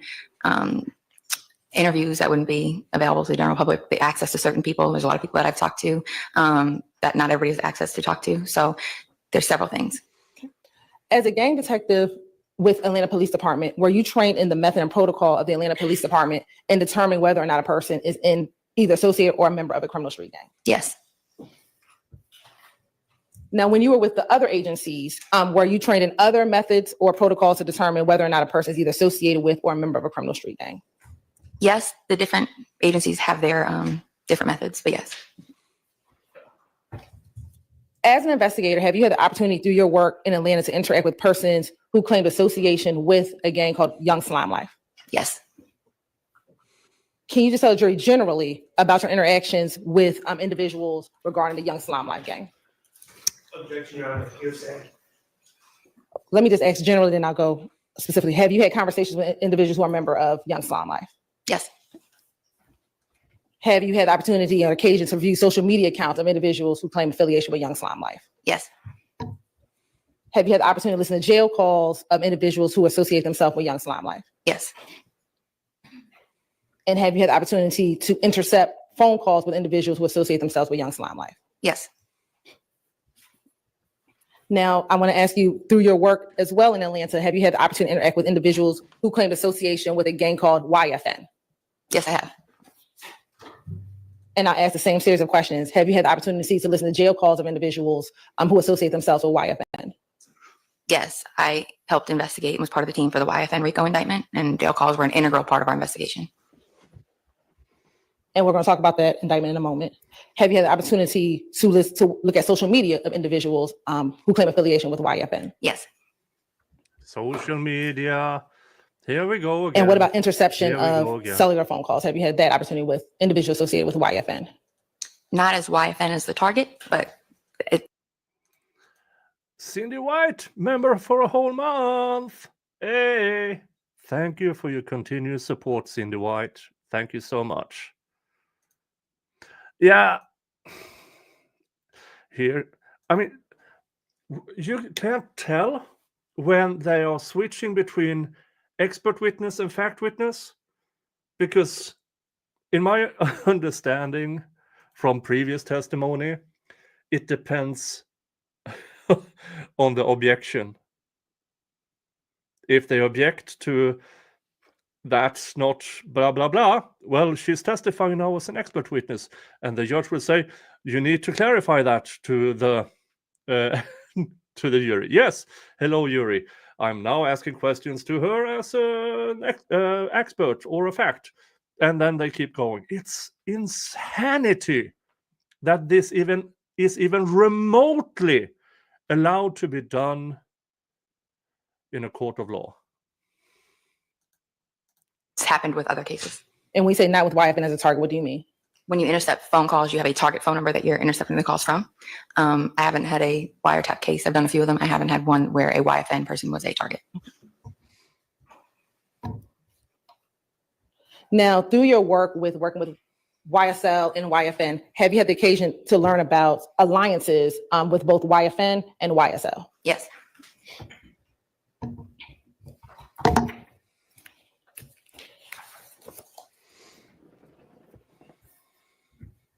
Now, I think you mentioned briefly GGIA, but if you can explain to the jury, what is GGIA? That's the Georgia Gang Investigators Association. Many of us are members and we attend the conferences. They offer great trainings and certifications throughout the year. And like I said, they have a winter and a summer conference. You can go there, you can meet gang experts from throughout the country will come present and just learn from a variety of experienced individuals. And I think briefly you mentioned, have you had the opportunity to teach courses in gangs?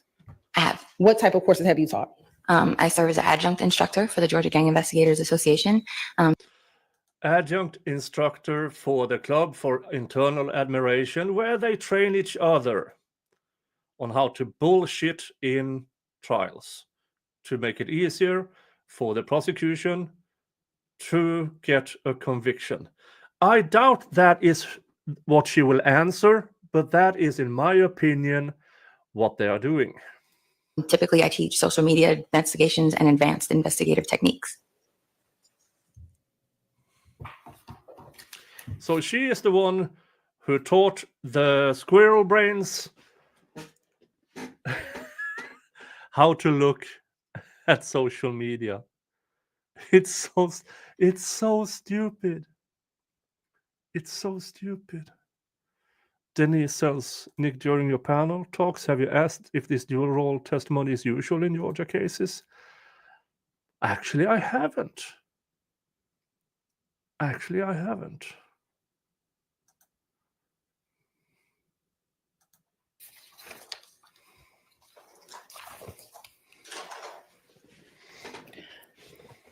Now, you talked about the fact that you listen to a lot of jail calls, you've intercepted cellular calls on wiretaps, and you've had the ability to review cell phone data that's been extracted from cell phones.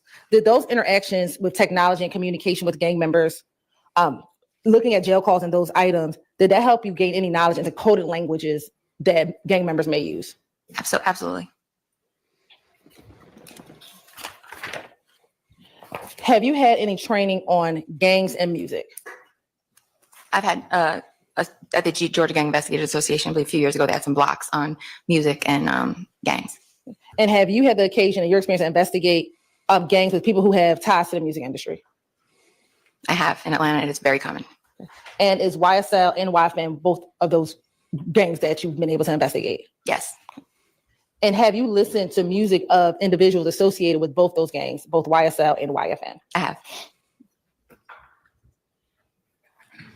And are you familiar with gang references in music? I am. Your Honor, this time the state would like to tender Investigator Vivorito as a witness, as an expert in criminal street gangs and criminal street gang activity, Your Honor. All right. She's so qualified and may testify as an expert in those areas.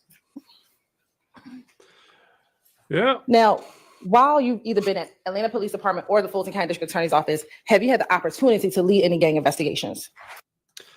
Blue-eyed hillbilly. Why did their previous convictions come in? Because the judge allowed it. They are overt acts in this indictment. And apparently in Georgia RICO, you can have prior convictions as overt acts, which makes them admissible as evidence in the trial.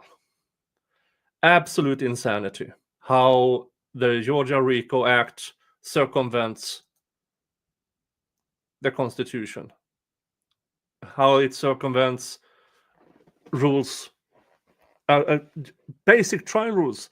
Prior convictions should not be a part of the current trial.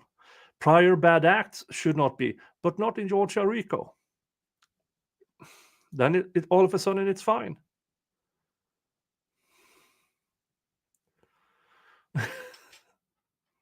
Okay, folks. I am now. It is. It is Cat, not Williams, who calls me Big Nick. But to be sure, I'm Big Nick, not that Big Nick or the other Big Nick. I'm this Big Nick.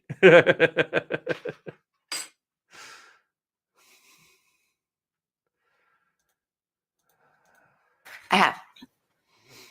And specifically, I want to direct your attention to this particular case, this indictment here, where you wanted to lead investigators on this indictment when you were at the Fulton County District Attorney's Office. Yes, I was. Now, as an investigator on this case, did you have the occasion to investigate any crimes involving an individual by the name of Marquavius Huey? Sebastian, there's nothing small with this Big Nick. And specifically, did you investigate an armed robbery that occurred in October of 2020? I did. All right. How did you get involved in that investigation? Prior to coming to the DA's office, when I was at the GBI Gang Task Force, my office was at the Atlanta Police Department's headquarters in their gang unit. So I was very familiar with all the detectives and the different units up there. So she went from GBI, Georgia Bureau of Investigations, which is more or less just a new name for that is changed to state lab or state investigators or something, but it sounds better with Georgia Bureau of Investigations. And then she became an investigator for the DA's office. And now all of a sudden, she is employed by the Atlanta Police Department. The incestuous handling of her just so she could be an expert in this trial is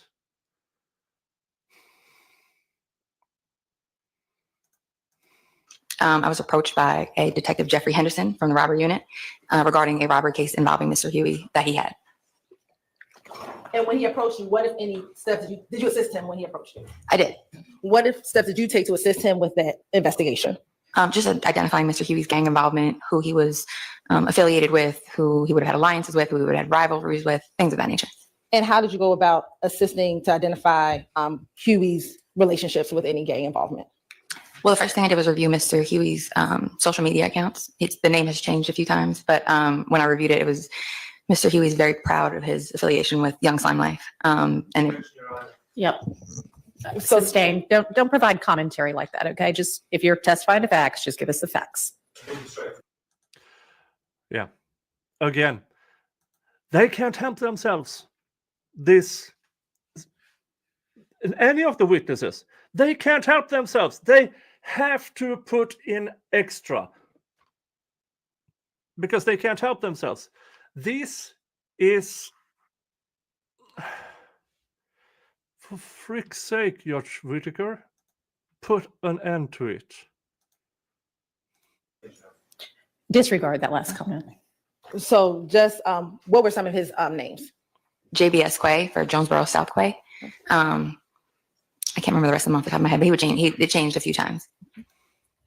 And when you look at his social media, did you also do any other investigation to assist Investigator Henderson? When Investigator Henderson, following Mr. Huey's arrest, obtained his cellular devices, Investigator Henderson did a search warrant for his devices with a scope of 30 days. So what that means is when the phone is extracted, it's permissible to review 30 days worth of data. I think the time frame was just around the time of the robbery. Within that time frame, there were additional crimes and evidence in the phone. I secured search warrants to expand the scope of what was allowed to be searched to the entire phone, on 2 phones.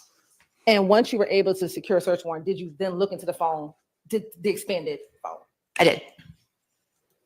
And in preparation for your testimony today, have you had the opportunity to look at some of the contents in that phone? I have. You have permission to approach? You may.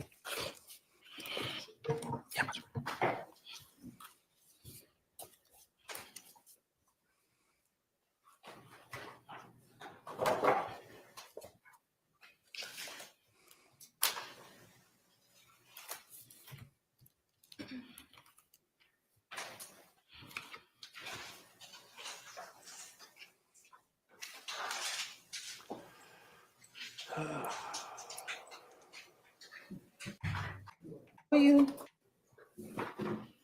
permission? You may. I'm going to show you what's been marked as State's Exhibit 227 VV2A, 227 VV2B, 227 VV2C, and 227 VV2D. If you can look at those and tell me if you recognize those items. Sure.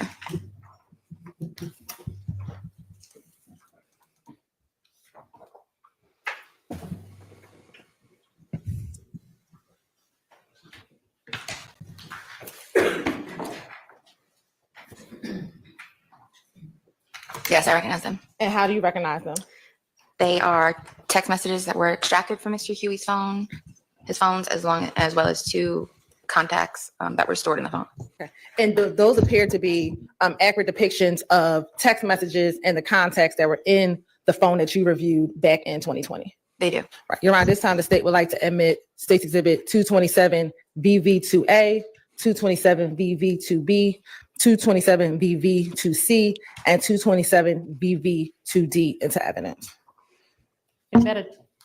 Now, Investigator Vivorito, when looking through the phone, well, let me ask you this. Prior to getting involved with this investigation with Marquavius Huey, did you have any knowledge of any beef between YFN and YSL? Yes, since 2015, YSL and YFN had an ongoing conflict. Overruled. She's stating that as a fact, not as an opinion. This is why. So they are jumping in between. The state is now jumping in between fact testimony, expert testimony. There's not established that they had a beef in 2015 because that's up to the jury. Jesus Christ. And when you were working with the GBI task force in 2020, did you have knowledge of that beef? I did. All right. Now, when you looked inside of Mr. Huey's phone, did you see any conversations in his phone regarding an individual by the name of Lucci? I did. Okay.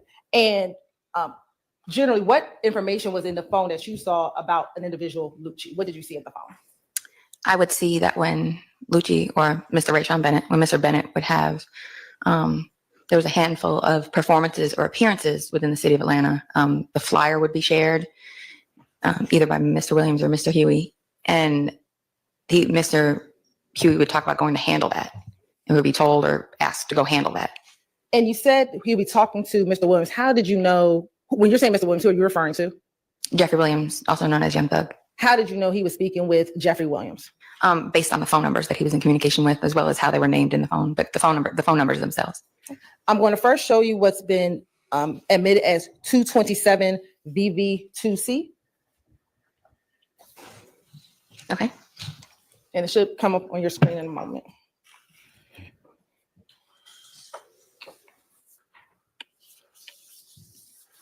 And I'm going to briefly remind you that this is also a fundraiser for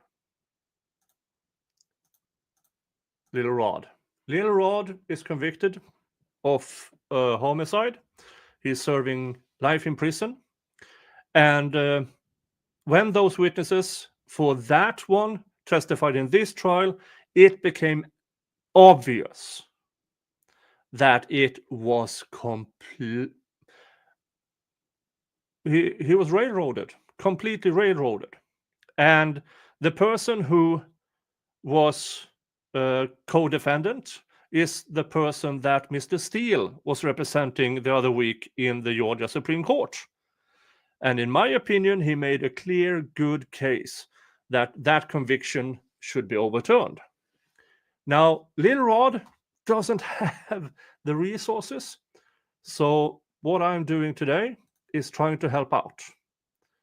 So the fundraiser, the Gives and Go, is pinned on the top of the chat, or you can see it on the rolling banner down there.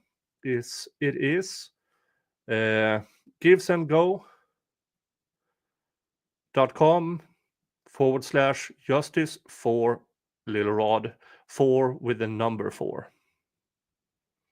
And if for every $100 that goes to Little Rod's Gives and Go, and 10 gifted memberships, or the equivalent in Super Chats and via PayPal, I will roll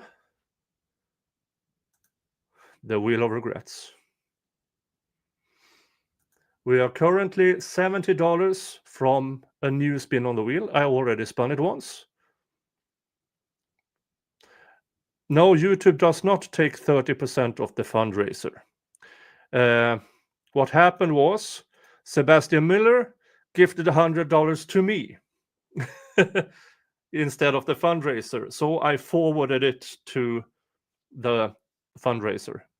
But YouTube takes 30% of everything that comes in here via memberships and super chats. So that is why you should go directly to the Gives and Go and not via me. Because then I have to pitch in for the missing 30%. So yeah, no. Let's see if anything happened. Not yet. So we are $70 short for a spin on wheel. The goal, I know, $20,000. What for an appeal? Yeah, that's more or less, that is the basics. That pays for an appellate attorney who collects all the things and submits it to the Supreme Court. And yeah, trust me, you do want to see me spin the Wheel of Regrets. The Wheel of Regrets have hot sauces and alcohol, which might make this trial stream a whole lot more interesting. All right, let's continue.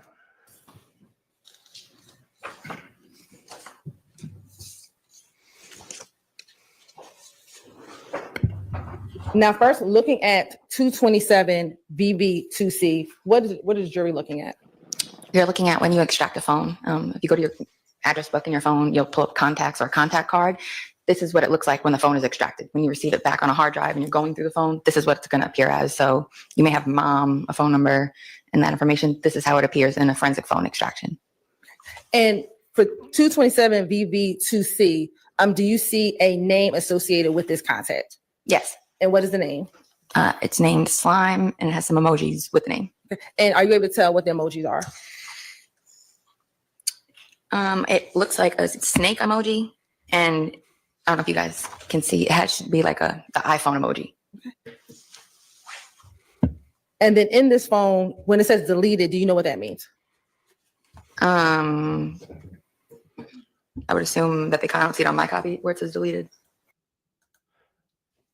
I highly doubt Miss Burrito is a phone extraction expert. I highly doubt it. Highly doubt it. 20 memberships would be 2 spins as long as we get the money to the Gives and Go, and we are still $70 short for it. So far this stream, we have gathered $130 to the fundraiser. So I didn't scram you. The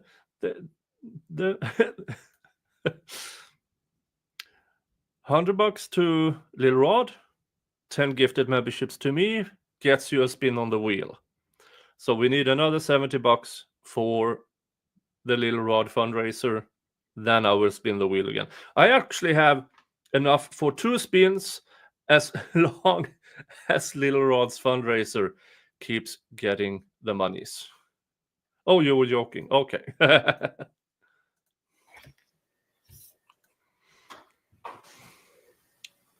Was it deleted in the left-hand column? Oh, okay. There you go. So yeah, that would be, I would assume that means that contact was deleted or removed from the device at some point, but still stored in the memory of the device somewhere. Okay. And where it has other, what is in the other category? That would be the number associated with that contact. All right. And then for the created category, what's the created category? That's going to be the date that the contact was added to the phone. So say you meet somebody, you add their contact to your phone, you put them in your address book, that's going to be that date. And then if it was modified, what does that mean? Modified could be you change their name, you add a last name, you delete the contact, or you modify the number in any way. All right. And what was the phone number associated with this contact in the phone? 213-910-1192. Now I'm going to also show you 227 VV2D. Okay. 27 VV2D. Okay.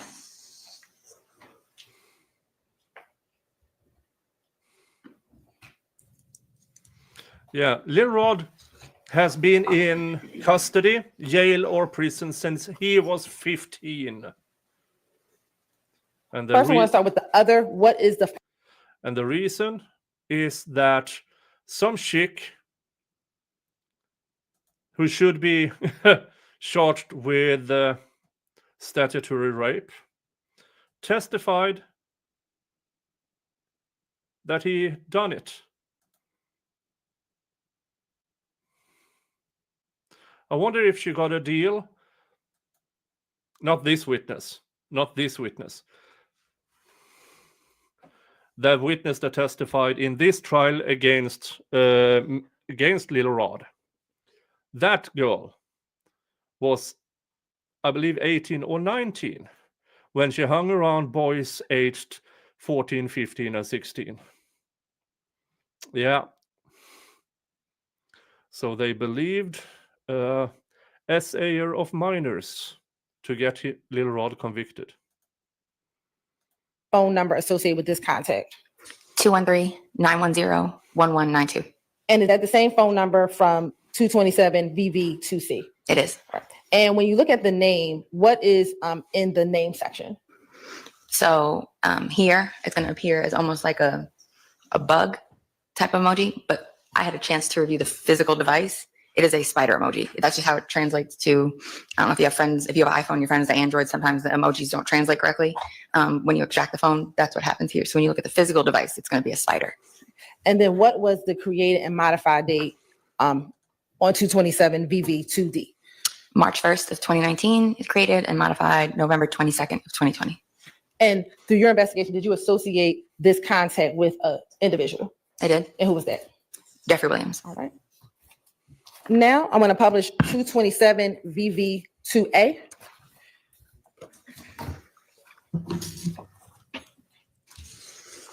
Okay. And I want to go to slide 2.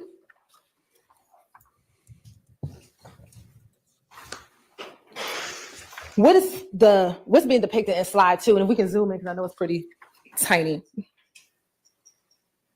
So just like in your phone when you send a message, typically the message you're sending is going to be in green for iPhones, blue if the send recipient has an iPhone. It's going to be on the right-hand side of the conversation. What that is going to be is it's a flyer for a YFN-Lucci performance or appearance. Okay. And all right, we just got $50 more from in the fundraiser. We need 20 more for another spin on the wheel. Thank you to Iron Rabbit, who gifted to the Gives and Go. Thank you so much, Iron Rabbit. Who sent the flyer, and to whom did the flyer get sent to? Mr. Huey sent that flyer to Mr. Williams. Right. And looking at slide 3, excuse me, in the middle, what is in the middle? Is that this attachment of what the flyer is? Yes. Now looking at slide number 3, is that the attachment? It is. All right. And for the record, what does the attachment say? It is a flyer. I think it was a performance or an appearance. It was a mixtape release for Mr. Bennett at the Diamond Club, which, from my experience with other investigations, is a YFN stronghold. And if you need to, you can use the screen to help point out as well. Yeah, so you'll see it's just saying he has a mixtape release, and this is at the Diamond Club on Northside Drive. Starring over, so YFN-Lucci, and the text under, starring over 50 plus of the top dancers in the city. If you need strippers in your show, Folks, if you're doing music, please just have your music speak for you. Yeah, I mean, do you really need strippers? Now, looking at slide 3.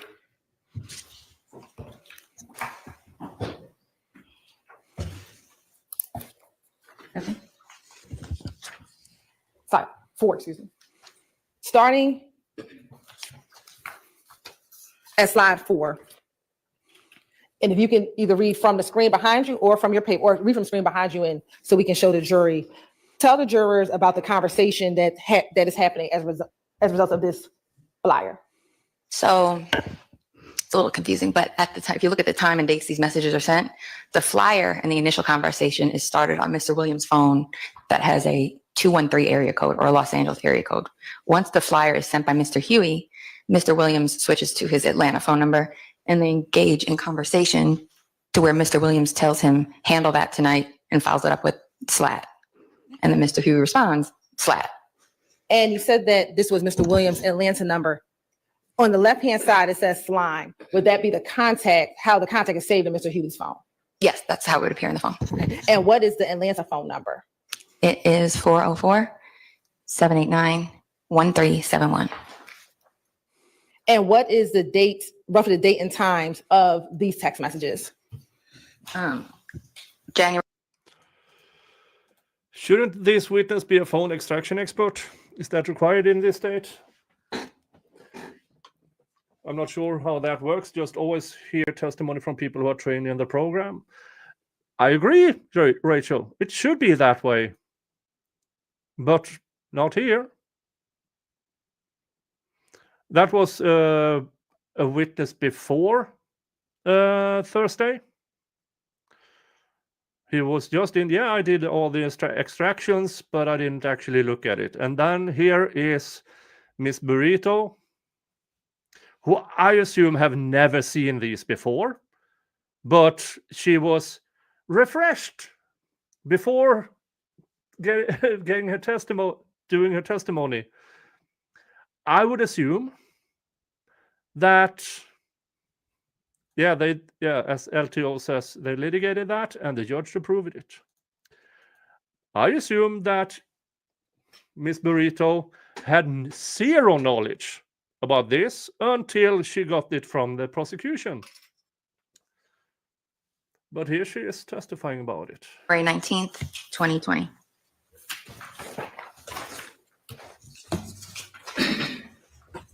Now going to page 5. Hey, hello. What is being depicted on slide 5 of this PowerPoint? That is Mr. Williams using his Atlanta number to tell Mr. Huey on August 15th of 2020.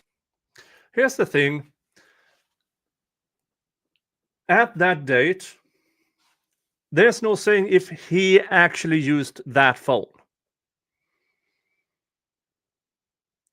Is it his number? Yeah. Is he the one who actually uses it? Don't know. 20. Go handle that. And he responds, slat.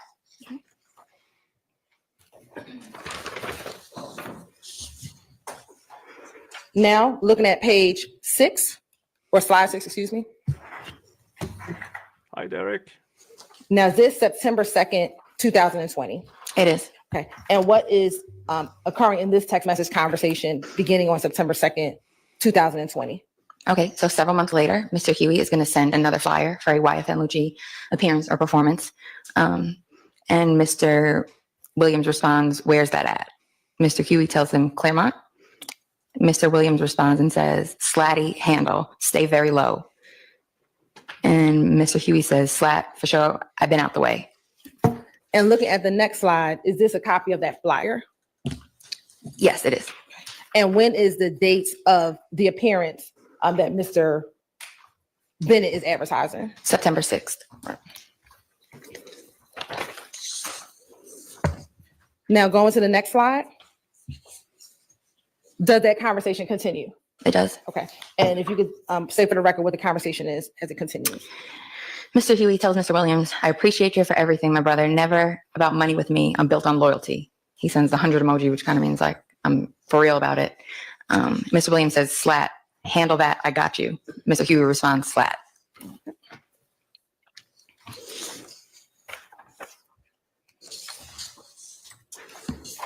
Now, going to the next slide, is there some additional conversation now with the 213 number that's identified as Spider or Mr. Williams? There is. Okay. And when is this conversation? July 20th of 2020. Okay. So this is after the first Lucci conversation, but before the second Lucci conversation? Yes. All right. And what is occurring in this conversation? Mr. Huey sends in the first message, you see an attachment. It's a video clip of a friend that wanted really bad. He was like trying to get his career off the ground as a rapper here in Atlanta. He says, post this for me, my brother. And then he uses a derogatory term for somebody and says, that person's out here in LA, twin. Not referring to his friend. He's referring to somebody else, somebody of the opposition, it appears. Sustained. Yes. And is that just generally the context of this conversation? Correct. All right. I want to move to Again, commentary that is not the necessary. next slide. I'm sorry, the next slide. Specifically, on this slide, do you see a message with an individual by the name of Javon Fleetwood? I do. And are you familiar with that individual? I am. And how are you familiar with that individual? He's a member of YSL. Okay. And as a part of your investigation, have you had the occasion to investigate a shooting involving Mr. Fleetwood, where he is been charged with aggravated assault? Yeah, I wasn't the lead investigator, but I had a chance to review the investigation. Okay. And did you have an opportunity to prep that case for trial at any point? I did. Right. What were the charges that he was preparing for to go to trial on? I believe it was aggravated assault. Okay. And do you know the approximate date of the incident in which he was being charged with? I believe it was May 10th of 2019.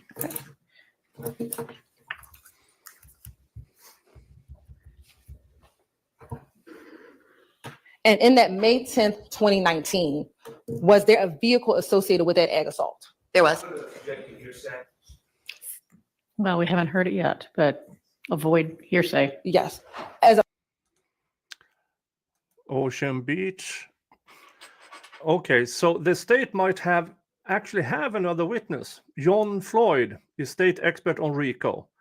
Doug says he's highly regarded. It will be challenging.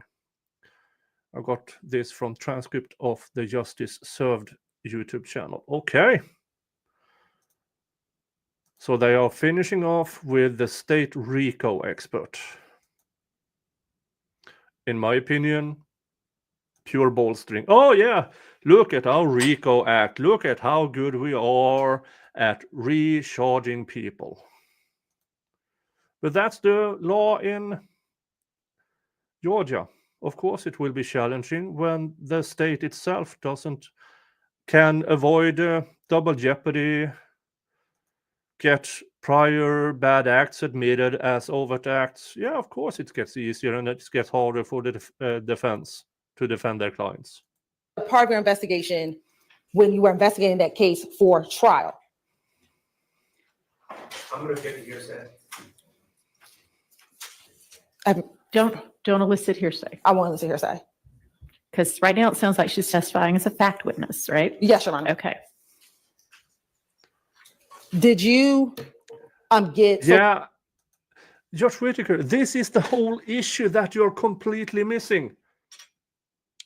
This witness and every other dual purpose witnesses jump in between the roles.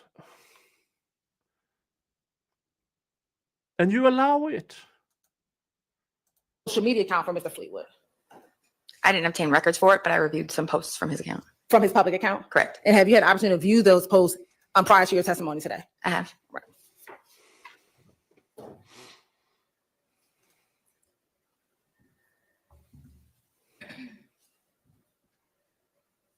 Permission to approach, Your Honor? You may. I'm going to show you what's been marked as State's Exhibit 479 VV. Tell me if you recognize 479 VV. I do. And how do you recognize 479 VV?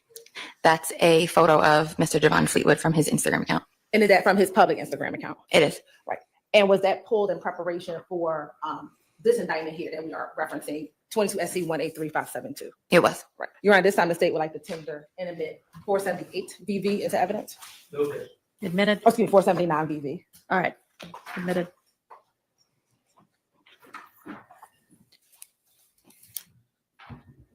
And we'll publish that in a moment.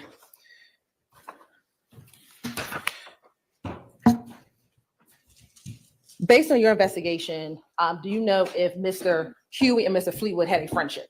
Yes. Right. And had you seen any public social media accounts with both Mr. Fleetwood and Mr. Huey in those together? I believe there were a few posts of them together that I reviewed. Right.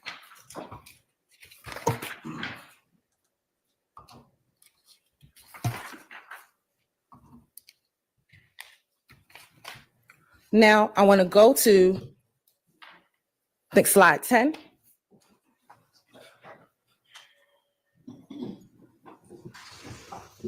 And we're going to now publish 469 VV.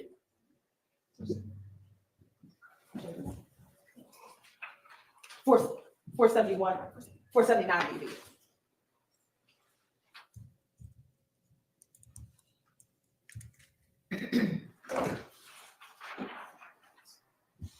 That's not it.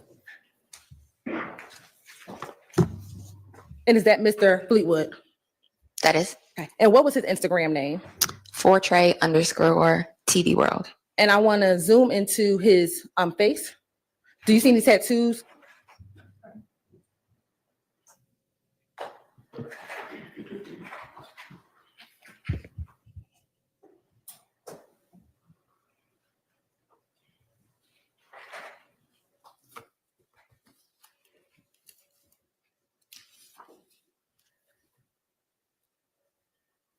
Do you see any tattoos on Mr. Fleetwood's face? I do.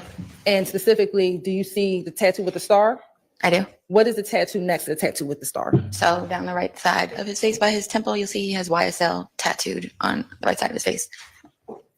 And now I'll go back to the next set of the former.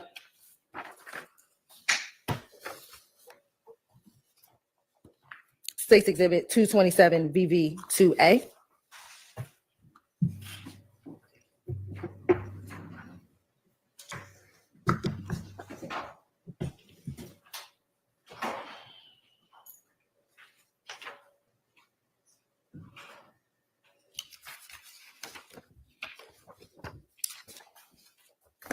Now I want to go to this conversation that starts on February 25th, 2020. Okay. Who is Mr. Huey speaking with? Mr. Williams using his Los Angeles area code phone number. And looking at this post, generally, what is the context of this text message conversation? He sends a social media post of somebody else to Mr. Williams and says, "What's up with him? Is he cool?" Okay. And then what was his next message to Mr. Williams' phone? He's inquiring if the gentleman is cool. It looks because he says he posted that racial expletive, Bloody J. And are you familiar with that name or individual, Bloody J? Yes. And are you aware if he's associated with any gang? Yes. What gang is that? He's associated with the YFN or Atlanta Blood Gang, criminal street gangs. And do you know Bloody J's given name? Yes, it's Justin Ushery. And have you had any investigation involving Mr. Ushery? I have.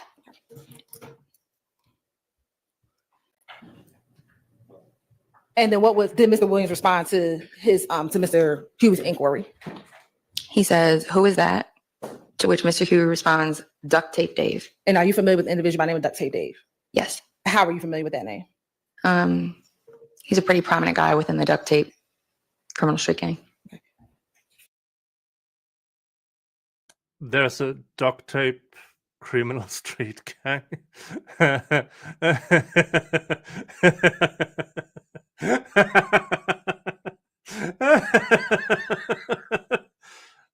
Do you say that, Miss Burrito, in order to get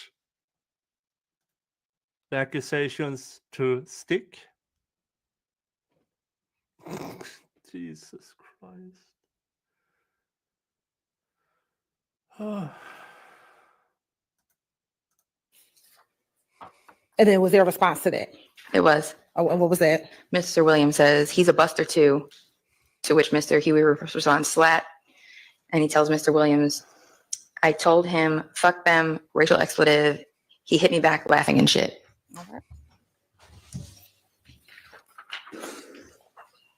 Now I want to go to a tweet that begins on March 12th, 2020. Okay. Now, what is going on within this group of text messages on March? Yeah, I know this is not the most interesting, but this is what she is here for. She is testifying about texts, and she's doing it in dual capacity as both a fact witness and an expert witness. And we will know when it gets objected to, and the prosecution claims, oh, I asked her in her capacity as a fact witness, or oh no, I asked her in her capacity as an expert witness. But they're going forward in time. So they started out in 2019, now they're up to 2020. March 12th, 2020. Mr. Williams initiates a conversation with Mr. Huey. Okay. And what does Mr. Williams say in his initiation? What y'all got going on?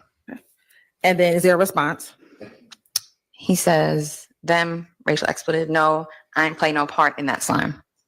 And then is there a response from Mr. Williams back to Mr. Huey? He says, take that shit back. And is there a response from Mr. Huey back to Mr. Williams? Mr. Huey says, I ain't get nothing out of it. I ain't even pulling no gun on nobody. I'm finna tell them though. All right. And does he make another response? He said, I told him I ain't finna do that shit. He went on and did it. I couldn't stop him. And then does Mr. Williams respond to that? Mr. Williams says, if he don't take it back, he's gonna die. And looking at this text message. Hyperbole. Every time you make a hyperbole in text, they can use it against you in a court of law. Without going into detail, were you aware of any police reports around this event of March 12, 2020? Objection, I hear, sir. Overruled. Were you aware of any police reports regarding any incidents around this date? I was.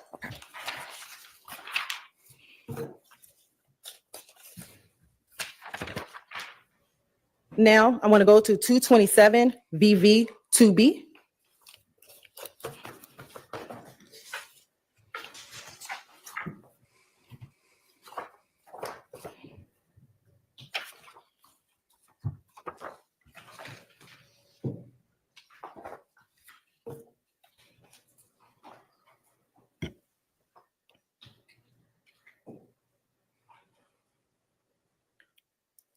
And in looking at 227 VV 2B, was there a text message on November 14, 2021? There was. Okay. And who sent the message? Mr. Huey sends the message to Mr. Williams' LA area code phone number. Okay. And what does the message say? It says, you know, I'm ready to handle the business and go sit down if I got to about any one of y'all on my mama. Now I'm going to approach, I'm going to show you what the mark is 428 VV. Tell me if you recognize Stacey Dibbitt 428 VV. I do. And how do you recognize Stacey Dibbitt 428 VV? This is a photo from Mr. Huey's public Instagram account. And is that, what was his account name? __ Quay1. And were you familiar with that Instagram post for Mr. Huey? I was. And were you able to pull that Instagram post in preparation for this case here today? I was. You know, this time the state would like to tender excuse me. Yes, toy trials and reviews. Miss Hilton teaches us at Emory University. Let's see here.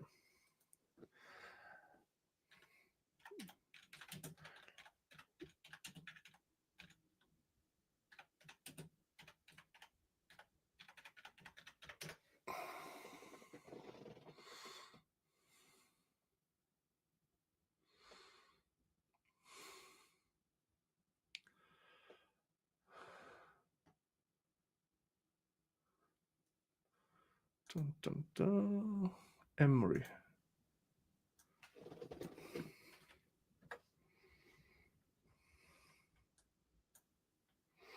Yeah, Hilton is an adjunct professor at Emory University School of Law, where she teaches a trial techniques course.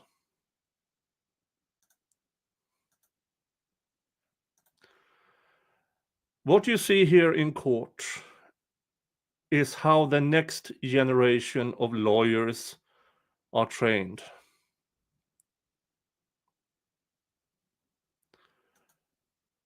She's training trial techniques. Yeah, Pink Flam, you can't make this crap up.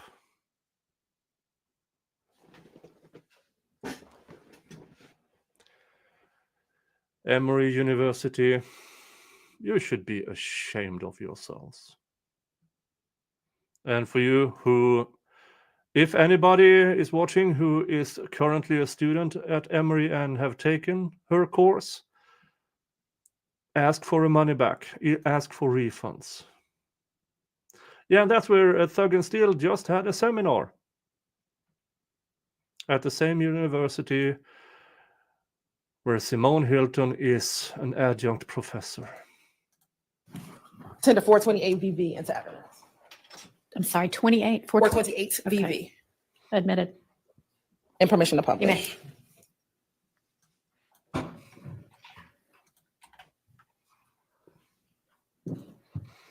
And who is depicted in this picture? That's going to be Mr. Huey standing with Mr. Williams.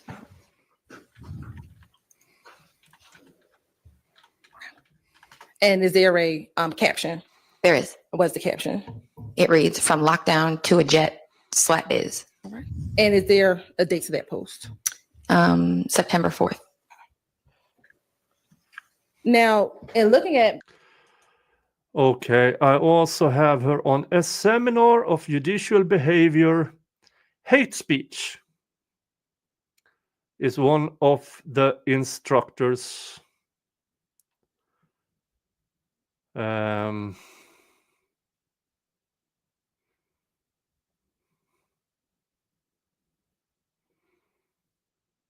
Yeah.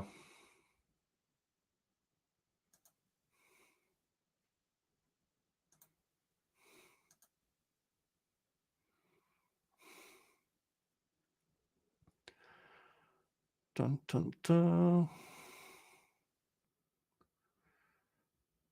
Let's see if I find something else here.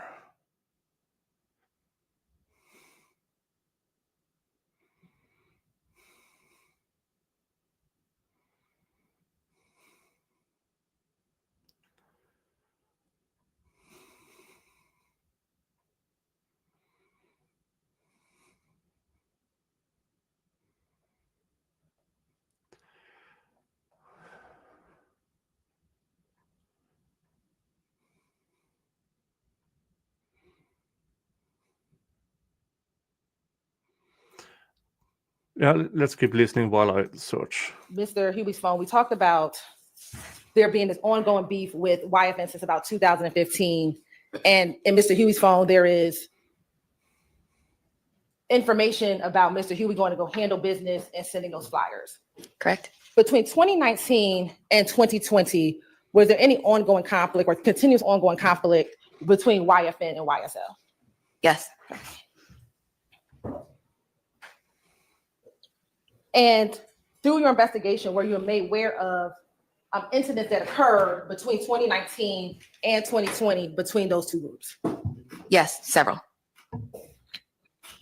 How did you learn about those incidents?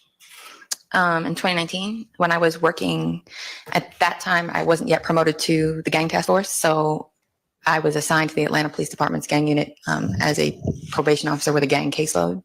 So I worked on their investigations with them. And then in 2020, when I was with the GBI gang task force, I worked some of the actual investigations.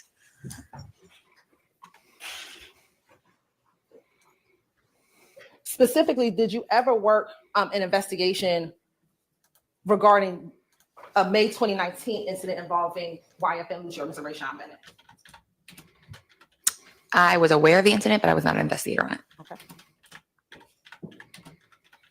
Did you investigate any shots fired call from May 22nd, 2019 in the Cleveland Avenue area?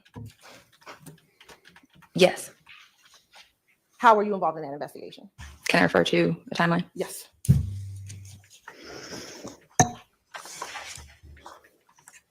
That was an incident where shots fired at the YSL stronghold located at 151 Cleveland Ave.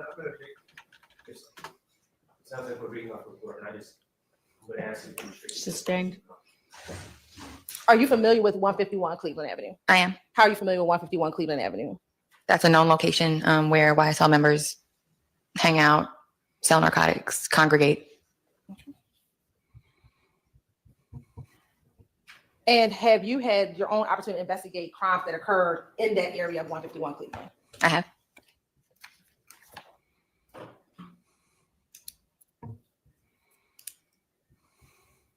Now, I want to take you to 2020. Did you have the occasion to investigate any specific incidents involving YFN incidents towards YSL members or YSL members towards YFN members?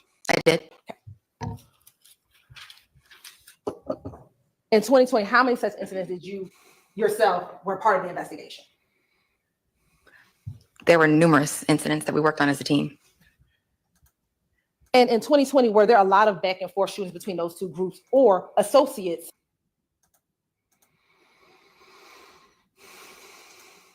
Folks,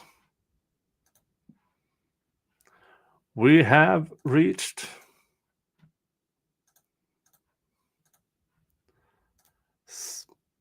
$775,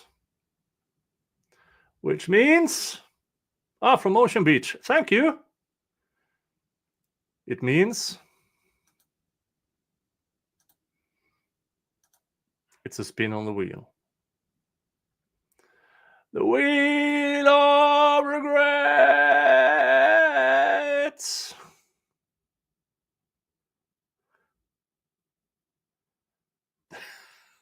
And it is a tequila shot.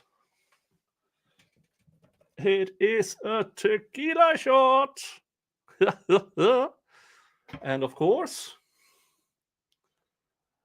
Reposado Hassan SMR tequila in a jug because I like jugs.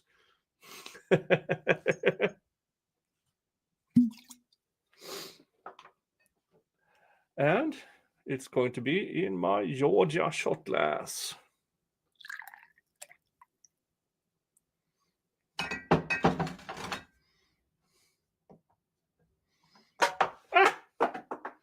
I dropped the cork.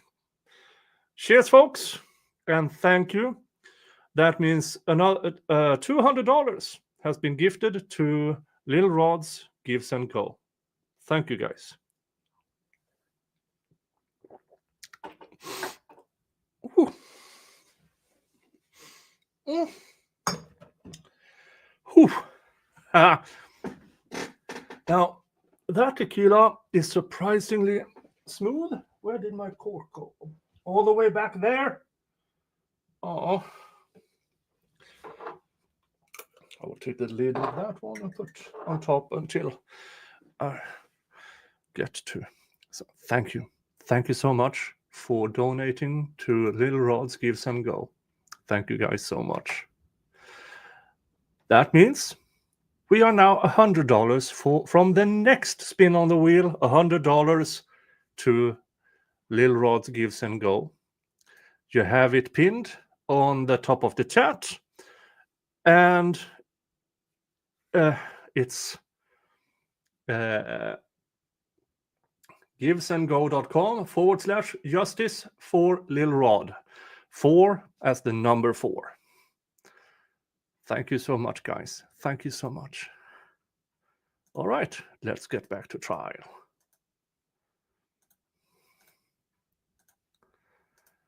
Dun, dun. Of those two groups? Yes, almost daily. In 2020, were there also social media posts of antagonizing between one group, posting on social media, antagonizing the other group? Yes. Do you know of an individual by the name of Tinquarius Mender? I do. How do you know that individual? How are you aware of that individual? I want to make sure I answer that. Is it okay to answer? Let me ask you this. Is Mr. Mender associated with YSL? He is. Have you seen social media posts of Mr. Mender driving around in YFN territory? Yes, he would post himself driving. All right, found it. This is the course. No. No, where did it go? Ah, I had it here. There. Trial practice workshop.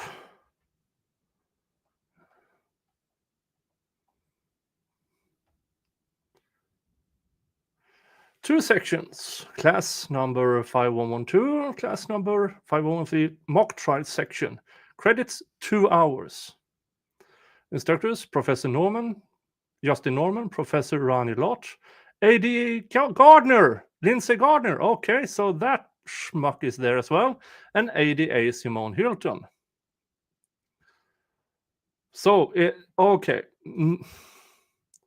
Mock trials, which means that two professors are acting, if you're in a mock trial as a defense attorney, your opposition might be ADA Hilton, or they will be just instructors, as in you divide them in teams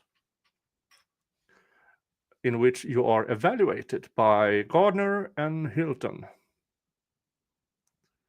So that is. The course will cover the following areas: housekeeping matters, motions in limine, opening statements, direct and cross-examinations, how to object and respond to objections, the introduction of evidence, and impeachment. And you have Hilton doing that? That fraud? Oh, wow. Oh, wow. Oh, wow.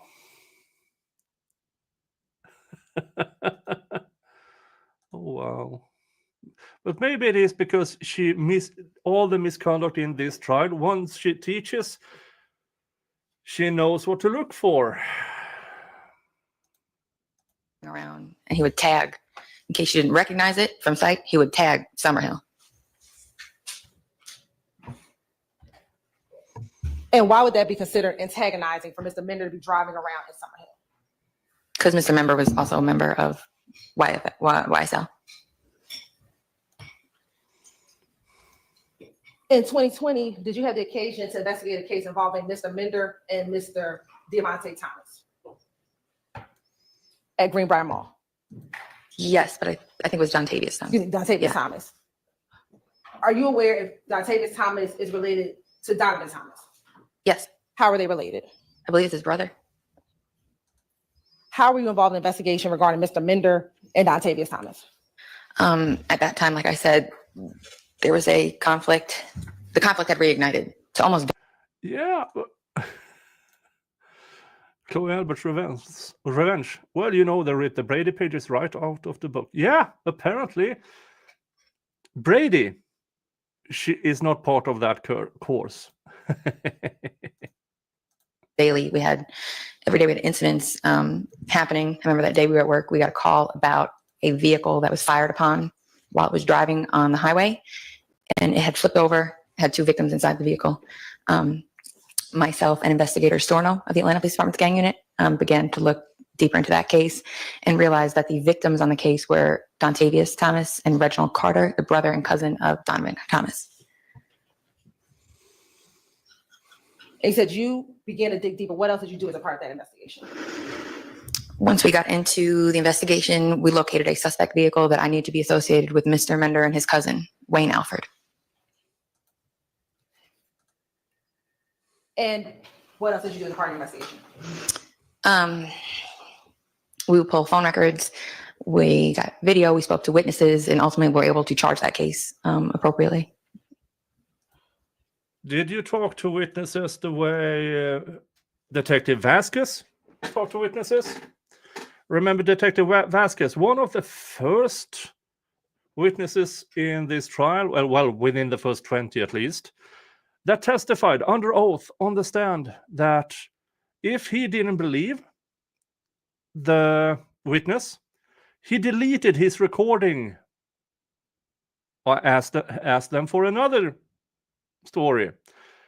If he didn't believe that either, he deleted that as well and asked again. He asked and recorded until he got an answer he wanted. That recording he kept. Everything else he deleted. That is textbook evidence tampering. That is textbook witness tampering. And he was still a cop until maybe 4 or 5 years ago. And then he started a true crime thing with his mate, where they are doing some cold cases, yada yada. He's a criminal, in my opinion. He did crimes. Evidence tampering is a crime. Witness tampering is a crime. And he admitted to it in this trial, on the stand. Do you think he will be charged? Hell no, because he's a cop and it's for the greater good and yada, yada, yada. This is the corruption in Atlanta Police Department. Were there other conflicts that occurred in 2020? Yes, following that case, I mean, it was, like I said, it was daily. It was constant shootings back and forth between the Summerhill neighborhood of Atlanta and some of the other areas where the YSL associates would hang out. It resulted in murders. It resulted in aggravated assaults. There were numerous incidents.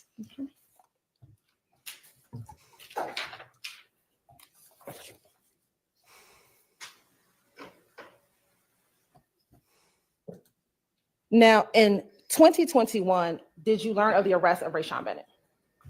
I did. Okay. And when he was arrested, where was he housed? At the Fulton County Jail. And while he was in a Fulton County Jail, did you learn of a stabbing of Mr. Lucci in February of 2022? I did. How did you become aware of that incident? I believe one of the investigators from the Fulton County Jail had mentioned it to me. And once you learned about the incident, what, if anything, did you do? Once I learned about the incident, I inquired about who the suspect was, and I found out that it was a Mr. Jaden Myrick. When you found out it was Jaden Myrick, what did you do at that point? I was familiar with Mr. Myrick, so I began to listen to his jail phone calls and look at his jail. In the jail, I don't know if they still do, they used to have tablets they could rent, and they could text friends and family members through the system with the tablets. So I began to review his text messages as well. And you said you were familiar with Mr. Myrick. How were you familiar with him? His involvement in the case that we had at the office. Okay. And we say the office, talking about the Fulton Fulton County District Attorney's Office. And in your understanding of who Mr. Myrick was, did you know if he was associated with any gang? I knew he was a blood gang member that was associated with YSL. Now, you said that you started looking at their tablets. Were you able to get the contents of that tablet? No. The text messages of the tablet? Well, when you logged into the system, you can review their text messages. So I was able to review some of the text messages from that relevant time period. And have you had the opportunity to review some of those text messages in preparation for your testimony today? I can't wait for cross-examination. Because some of the things she says and claims are in the text messages. And later in her testimony, it's going to be more and more apparent that she's just making shit up as she goes along. I have.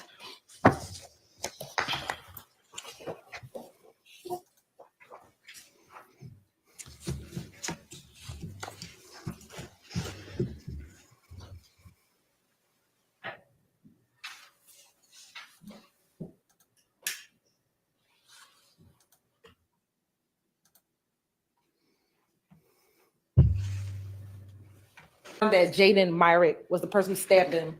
Did you know if there was a plan to stab Lucci? Did you know anything about what led up to the actual stabbing? I did not, which is what led me to review his phone calls and text messages because I was trying to see what had happened. I'm going to show you what's been marked as Stacy Exhibit 5TT. Tell me if you recognize Exhibit 5TT. I do. How do you recognize Stacy Exhibit 5TT? These are some of Mr. Myrick's text messages from the jail system. And were these some of the messages that you looked at when you found out or learned of the stabbing of Mr. Rayshawn Bennett? They are. And do they appear to be fair and accurate depictions of some of the messages that you reviewed once you started investigating or looking into the stabbing of Mr. Bennett? Yes, they are. Your Honor, this time the state would like to admit Exhibit 5 TT into evidence.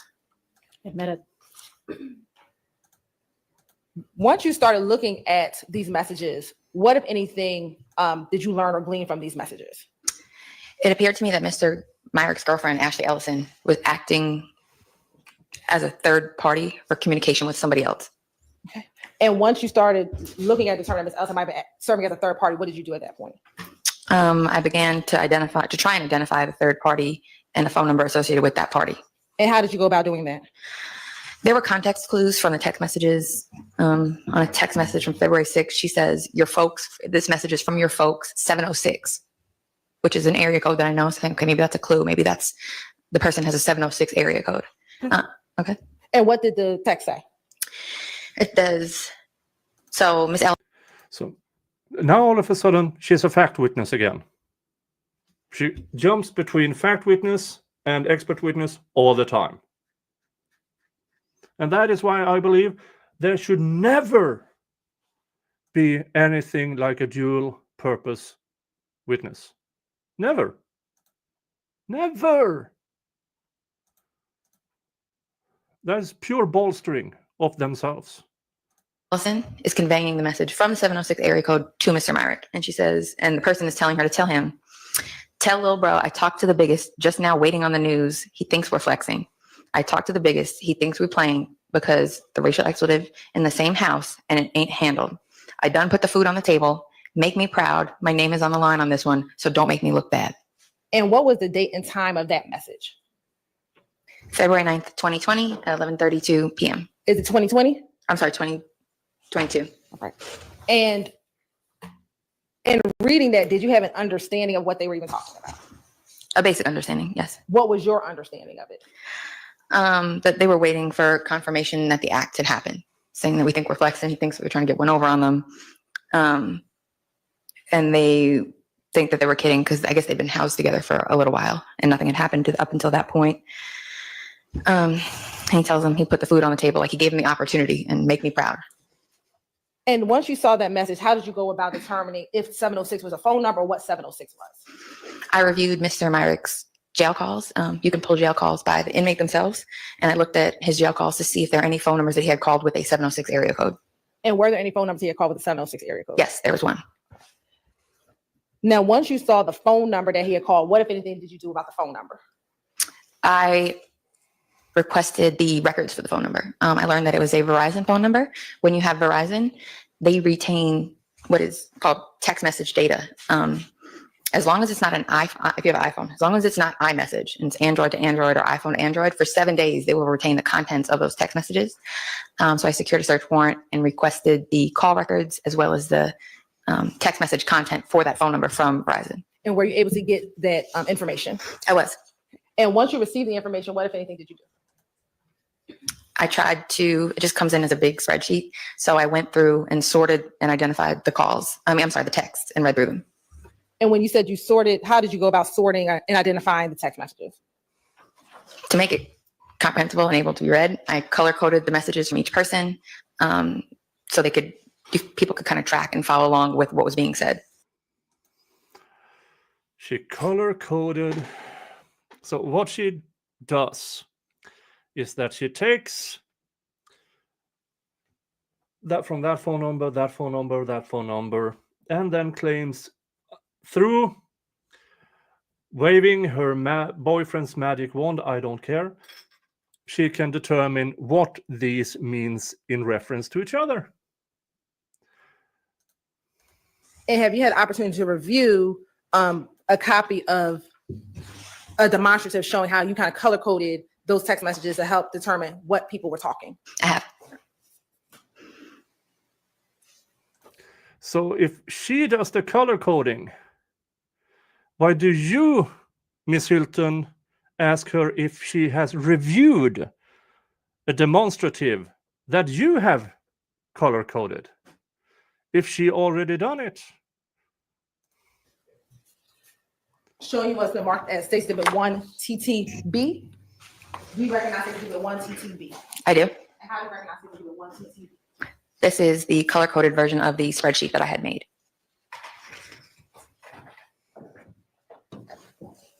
And I'm going to show you here State Exhibit 1 TTC1, 1 TTC2, 1 TTC3, and 1 TTC4. Do those appear to be enlarged versions of your color-coded copy of your text message? Yes. Your Honor, this time the state would like to tender and admit first Exhibit 1 TTB and 1 TTC 1 through 4. B as evidence and C 1 through 4 as demonstrative. All right, those are admitted. And permission to publish. You may.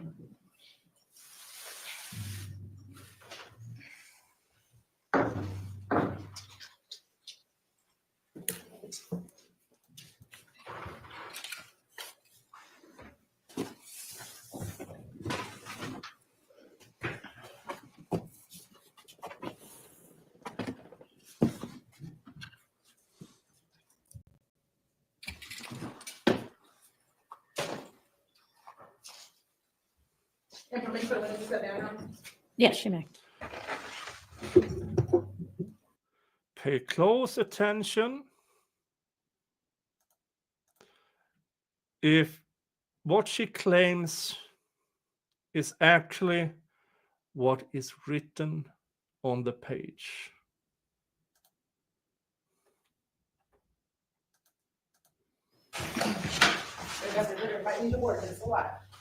So first, orient the jurors as to the colors and who, when you have dark green, who are you highlighting, light green, the pinks, and the rest. So first, orient the jurors. So the greens are going to And be, talk loud so that everyone can hear you. okay. So the greens are going to be members of, or somebody associated with appear to be YSL. So make it easy, associate that stuff with green. So the Greens are people she believes are connected to the YSL. Why did you say that it appeared they were associated with YSL? Based on the context of the conversation, what was being discussed, how people were being referred to, things like that. Okay.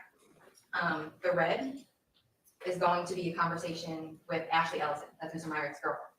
So the darker red, you see the originating member, is going to be Mr. Myrick. And then the lighter, the pink, is going to be Ms. Ellison. Yes, Stephen Donnelly, this is textbook speculation, but she is there in both capacity, a dual capacity witness. She's a fact witness and an expert witness. She can speculate as an expert.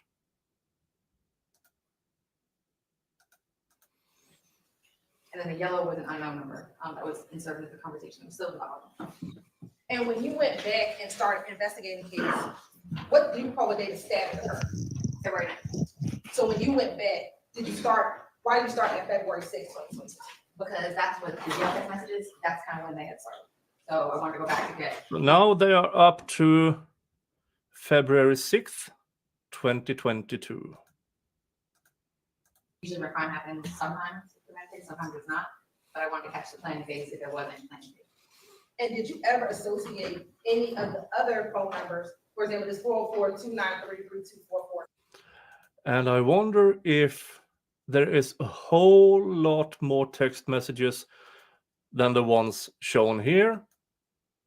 Because remember, as she herself said, she tried to find text messages that related to each other. So this is more or less her cherry picking in what might be hundreds of text messages to find something that fits her narrative. Since we are speculating here. Did you ever at some point identify that phone number? I did. And who did you identify that phone number to belong to? That belonged to Demikian Darlington. And did Demikian Darlington have anything? D for Little League. And were you familiar with his social media accounts? I was. And did he ever go by the social media account Scarface? He did. So let's start with on February 6, 2022. Is there a text message from the phone associated with Demikian Darlington to that 706 number? No, it's going to come from the 706 number to Mr. Darlington. Okay. And thank you for clarifying that for me. The 706 number, let me ask you this. Did you ever identify that individual? I did. And who was that? That's gonna be a gentleman that goes by the name Cleve Adams. He's an inmate with the Brewer Department of Corrections. He also goes by the name Bobby Hunt. That's his nickname, his moniker, he likes to go out. And based on your investigation, was he conducting these text messages while he was incarcerated in prison? He was. All right. Now, looking at the first message, what is the date and time of the first message? February 6th, 2022 at 10:22 a.m. 10:20 or 19? 19:25. Okay, so that's 7:20 p.m.? Yes. All right, and what is the text message? It says, yo, And is there a response from the phone associate, Mr. Garlington, to the phone associate, Mr. Adams or Bobby? yes, Mr. Robinson says, who is this? Who's this? Right, and is there a response? He says, Hunt. Now, you have a red call here, what does that signify? That's gonna be a text message from Ashley Ellison, Mr. Myrick's girlfriend. And who is she communicating with? She's sending a message to Mr. Hunt, the gentleman in prison. And what did she say? She said, hey, this is Red, Sectric Ruby, can you talk? He wanted me to call you. Now, Sectric, do you know who that is? Mr. Myrick, that's the nickname he goes by, Sectric. And have you ever heard the term, this is Red Sectric Ruby? Do you have heard of that term before? Yeah, Ruby is a slang term or name that's given to a female friend or associated with a gang. They go by a Ruby, that's gonna be Ruby. And at any point did Mr. Adams respond to her? Yes, after a little bit. Okay, and just to make it easier, when did he respond to her and what was his response?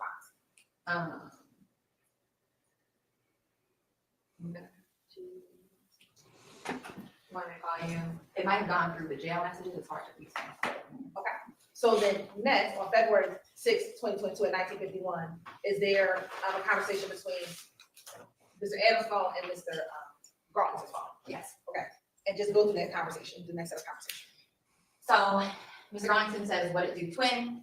Mr. Adams, who's been in communication with Mr. Myrick, says, my little man right there with a F-U-C-K, Rachel expletive. And Mr. Garlington says, oh yeah, where about? Mr. Adams says, you know which I'm talking about, right? The singer.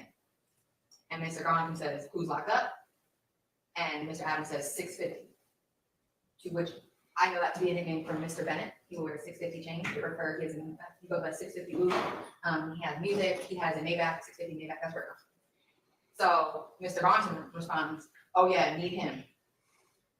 And then Mr. Adams says, my little man gonna call back tomorrow. Mr. Garlington says, okay, let me know.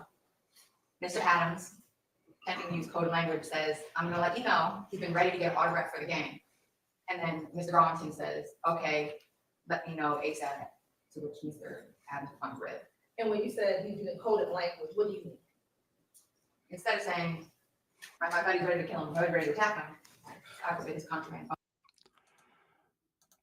You hear listening to this crap? What is this code for? Or it might just be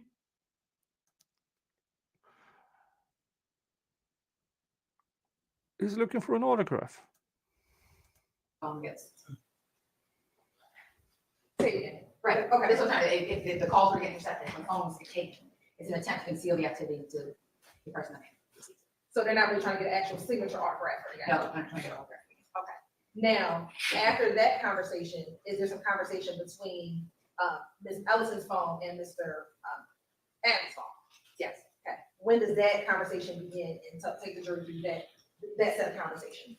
It begins on the 7th, and they're talking about trying to put Mr. Myrick in communication with Mr. Adams down in the prison system. They're talking about emailing him, texting him. They're asking about stamps in the Fulton County jail system. You have to purchase stamps, the Fulton stamps, to be able to send and receive text. So you need about 30 stamps that will allow you to send, but a certain amount, it's not free. So she's asking Mr. Adams for money for stamps from Mr. Myrick because they use their last, and she's facilitating Cash App or Chime, Apple Pay to get the money to him to be able to facilitate stamps being purchased so they can communicate. And that communicating via phone? It's going to be through the jail. All right. And then there's it's just a call from a number that you're unaware of. Correct. The number not a part of your investigation, investigating this kind of thing before. Yeah, it was just someone trying to, a third party trying to send money. Maybe somebody didn't want to use their Cash App locked or whatever might happen, so somebody else trying to help out. Okay. And then do they pick up that same conversation trying to get stamps for Mr. Myrick? Yeah, the unknown number says I sent 15. I'm trying to get in contact with, or Mr. Connolly in jail. They'll send one inmate may have a cash app account that's using the jail and everything sent money to, and might change if somebody's phone gets taken, the cash app account gets shut down. So Mr. Adams in this text message sends the $15 to somebody for section. And then he tells Ms. Allison, I Yeah, putting black on black text on red background. That's not nice. sent the 15. And she says, I got it. I'm gonna get the stamps now and tell them to call me. Okay. Now, going to February 8th, 2022, is there more conversation between Mr. Adams' phone and the Garlington phone? There is.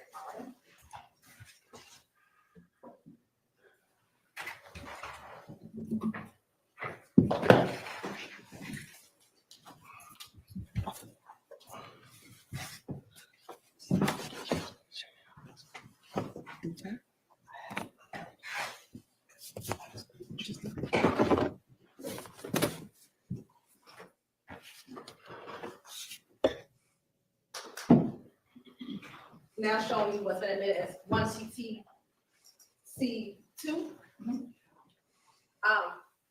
Is there a conversation between the phone associated with Mr. Garlington and the phone associated with Adams? There is. Okay, and what is said on February 8th, 2022? On February 8th, 2022, there's a message that goes out from Mr. Adams to Mr. Garlington where he says, I talked to little bro. He's gonna hit me when the food is done. And does that mean when the food is actually cooked and finished or something else? No. Is this your- Sustained. Is this your understanding of coded language as well? It is. And is your understanding of coded language, does it appear to be coded language? It does.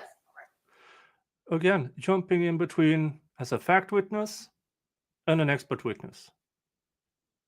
Every time they need something in that is speculation, all of a sudden she's an expert witness. It's so stupid. Now, is there conversation then between Ms. Allison's phone number or Allison's phone number and Adam's phone number? Yes. Okay, just tell us your generally the date and time and what's the general context of what's going back and forth between them. So it starts on February 8th, and you'll see Miss Elson saying, Cedric wanted me to tell you, Chris got locked back up, and he gave the news last night. And he says, I seen it when it happened, that shit's crazy. Now, in your understanding, do you know what they're referencing? I do. And what is it? They are referencing the incident where Christian Eppender shot Officer Dave Rogers and was arrested for that. I believe it was on February 7th, so that means that's it. Okay. And he says, see what happened. And Miss Ellison says yesterday, and she's saying that Mr. Myers said, he said, ain't shorty to rat. And Mr. Adams says, tell him to leave that be him. And Mr. Adams says, focus on the bag. That's all the other shit we worried about. It's nothing but business. Go ahead. Just The president. Okay, nothing but business. And they start talking about, he says, Buddy's up under Rico and them. Tell him to bring home the trophy. I'm gonna secure the bag. I've been online, racial expletive, got to see it to believe it. And Chris being in there is all the confirmation that's gonna be needed. So is that also using some coded language as well? So And what is your understanding of what's happening in this text? basically tell him focus on the task at hand. And that people are gonna get confirmation of it because Eppinger's in there. He's gonna be able to vouch for it and say, no, it's happened. I'm here. It actually happened. And then does that generally the context that's happening between Ms. Allison passing messages to Myrick from Adams in this February 8th conversation? It is. All right. Now going to February 9th, is there any messages between Mr. Adams and Mr. Garlington? He just reaches out to him. To me, it appears that maybe Mr. Garlington may have attempted to call him and he couldn't answer. And he says, yo, 12 is on the floor. 12 being a slang term for police. When you're in the prison system, the guards should come around, do rounds. If that's happening, he wouldn't have been able to answer his phone if the call came in. And then are there conversations between Allison and Adams? You get on February, also now on February 9th, 2022. Yes. Okay. And tell us the general, what's the conversation happening here on February 9th, 2022? Mr. Adams is engaged in a conversation with Miss Ellison and he says, yo, and she says, what's up? And he says, tell Lil Bro, I talked to the biggest, just now waiting on the news. They think we're flexing. And she says, okay, I'll text this to him. And go ahead. And then Mr. Adams says, my name's on the line on this one. Don't make me look bad. Oh, it's a follow-up. So yeah, my name's on this line. I'm sorry, the text messages, sometimes they come in a little bit out of order. My name is on the line. So on this one, don't make me look bad.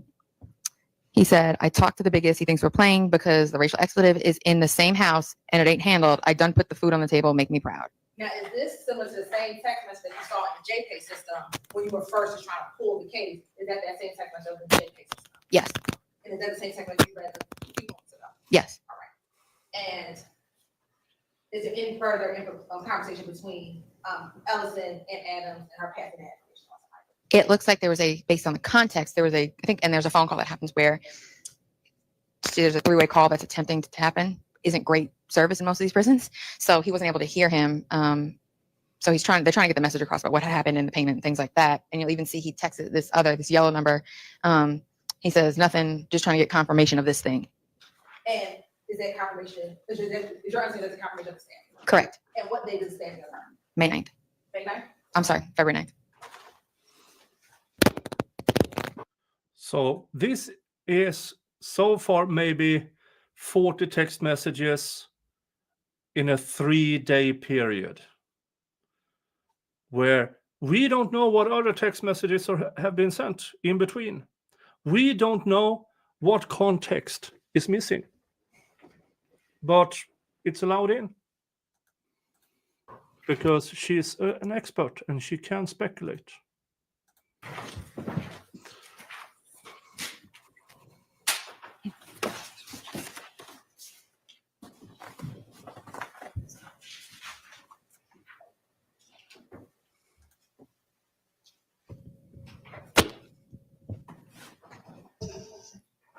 Now, on February 10th, is there some conversation between? And all of a sudden, boom, next day.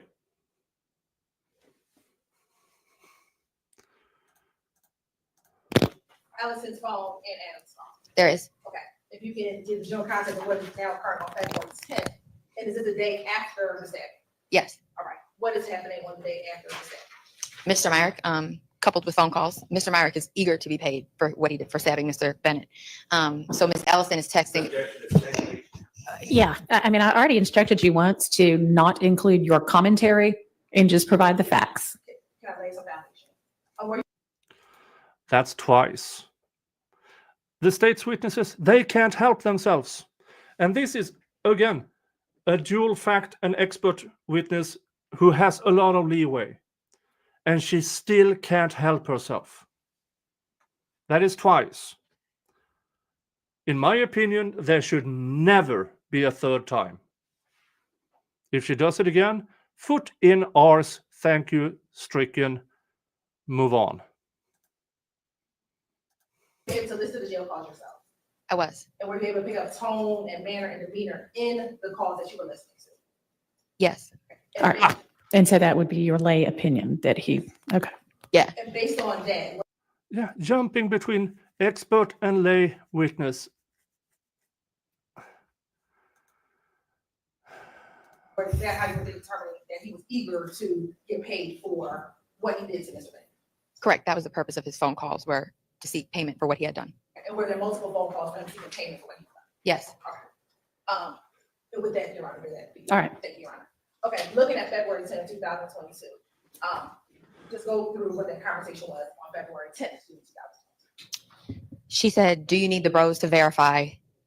He said, that's all. Should be no talking on the phone right now anyway. For you as an investigator, was that significant? It was. Why?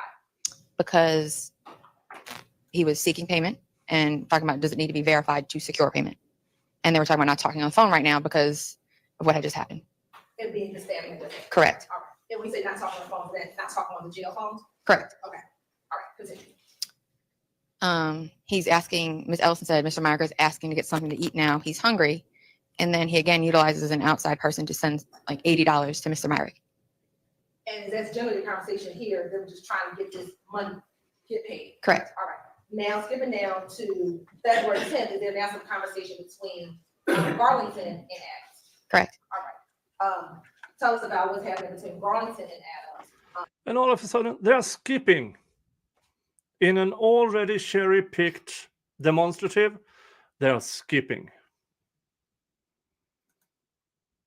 On February 10th as well.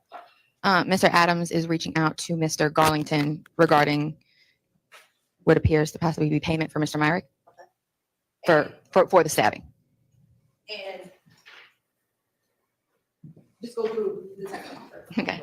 Mr. Adams says, get at me, please, at 5. And he says, Mr. Garlington says, okay, when I get off your phone. Mr. Adams says, I'm on your ass. You tried to play me to the left. Then one says, yo. The other says, yo. Mr. Adams says, what you got going? Mr. Garlington says, put him down. And he says, for sure. I'm going to play this in normal speed.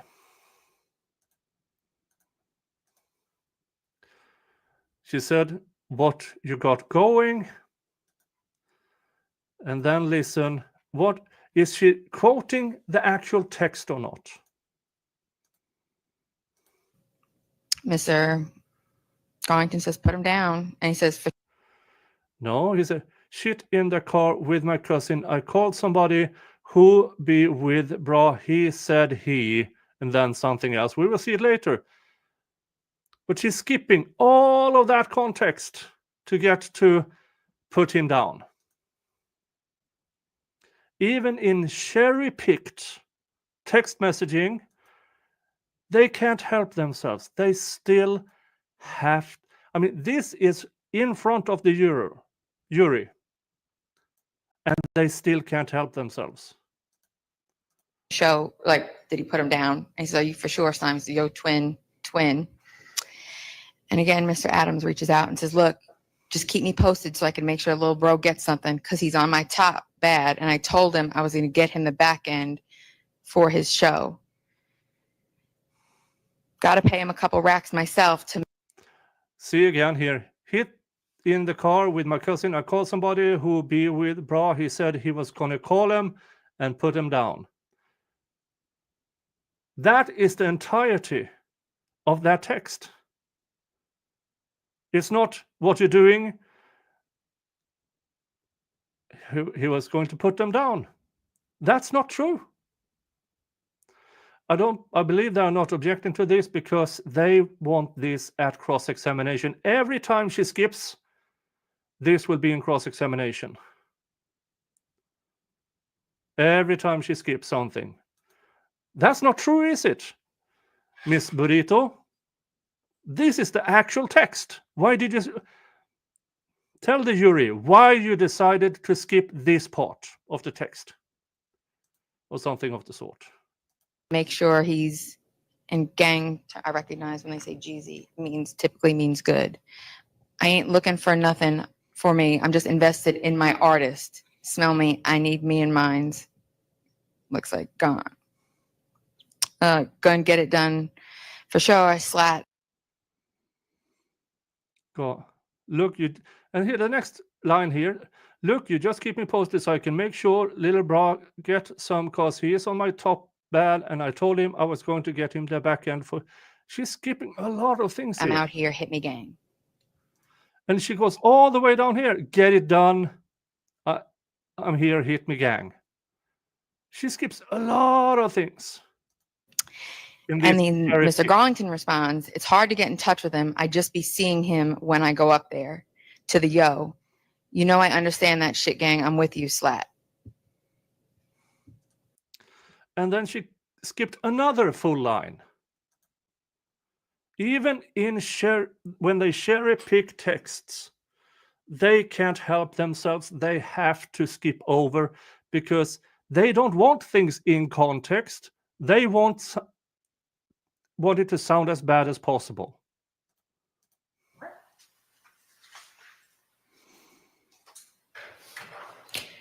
Miss Hilton, you don't have to do it right now, but be kind of thinking about when a good lunch break would be. This is the last one, so I put it right here. Sounds good.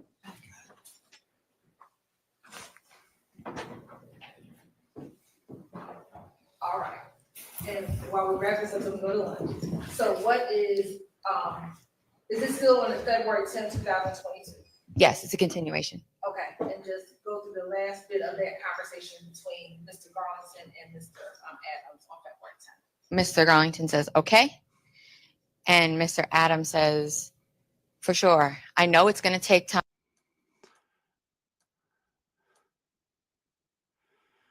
Now that starts with, for short twin, you know, ain't gonna play with it. Just I'll be talking to bra like that. That's why it be hard to get in touch with them. Just be seeing them when I go up to the yo. I know, I understand that shit gang. I'm with you, slat. And then it starts. Okay. Bro is bigger than big, and he got to be hands off with everything. We locked in from county to 4-4 ever. Slime, I'm rocking, and mine's going with me. It's all hands on deck. And does that text message repeat itself? It does. All right. And from your investigation, understanding, when he says, for sure, I know it's going to take. So what they are doing here, now it's getting more obvious. She reads from it as a fact witness, and then she bolsters it as an expert witness.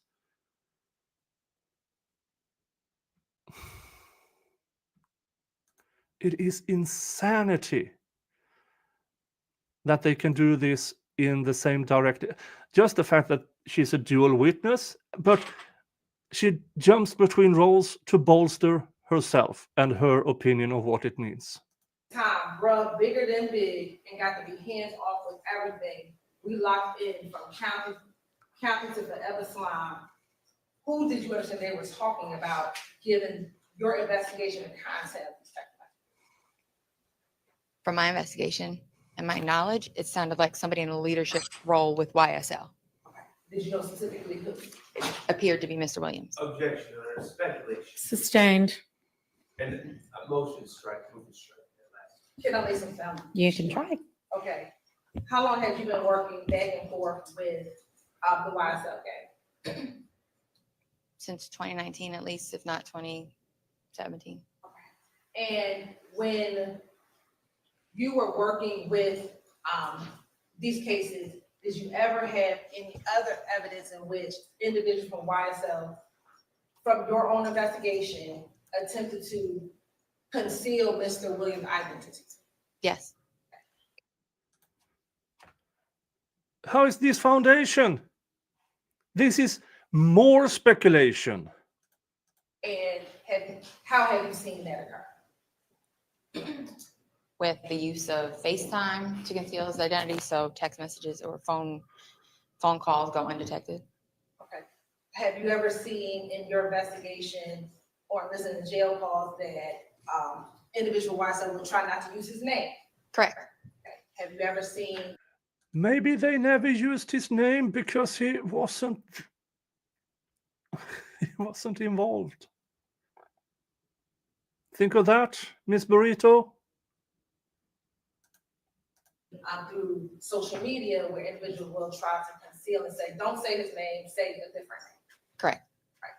And in having that knowledge and reading this text message, is that how you determine, it is of your expert opinion that this could be potentially talking about Mr. Williams? Well, objection to reading, and it's also a misstatement of what was said initially. Says, in her opinion, it's Mr. Williams. Now, All right. it could be Mr. Williams. I'm going to let you clear that up on cross. Why? Why let it clear that up and cross? Why would he need to when it's obviously speculation upon a leading question?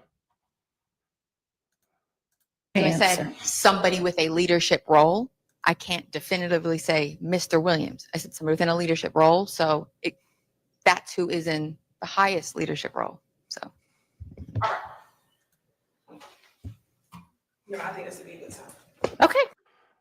Yeah. I mean, Mr. Short, when he gets that stare, he's not happy.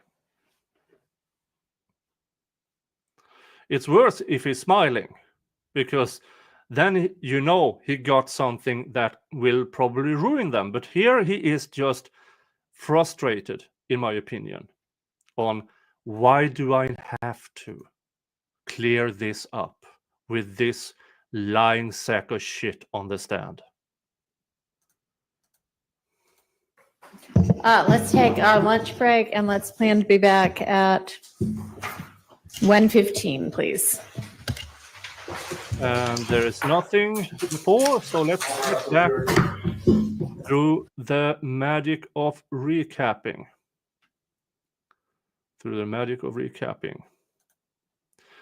Now again, I am doing a fundraiser for Lil Rod's appeal.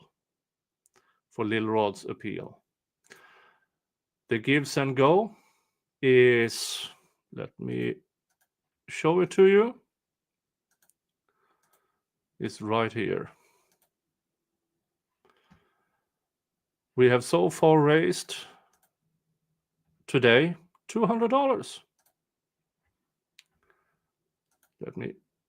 Still $200. If we raise another $100, there will be another spin on the Wheel of Regrets. Since you all have been generous and gifted a total of 30 memberships to people. And speaking of gifting, thank you to Dave at Making Law Simple. Thank you for your $10 for being you. Thank you, Dave. I can't be anything else but me. I can't. I just simply can't be anything else than what I am. And yeah, the Gives and Go is givesandgo.com/justice for Lil Rod. Justice for as in the number 4, Lil Rod. Lilrod. Lilrod. He needs funding for his own appeal. The co-defendant in his murder trial have Mr. Steele. And they argued that this murder conviction in the Georgia Supreme Court the other week. I covered it at the time.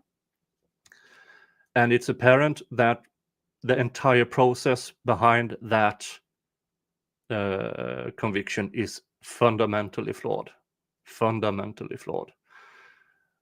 So Lil Rod needs our help. He really does. The fundraiser is also pinned on the top of the chat, and you see it on the address on the rolling banner. All right, let's get back to the trial.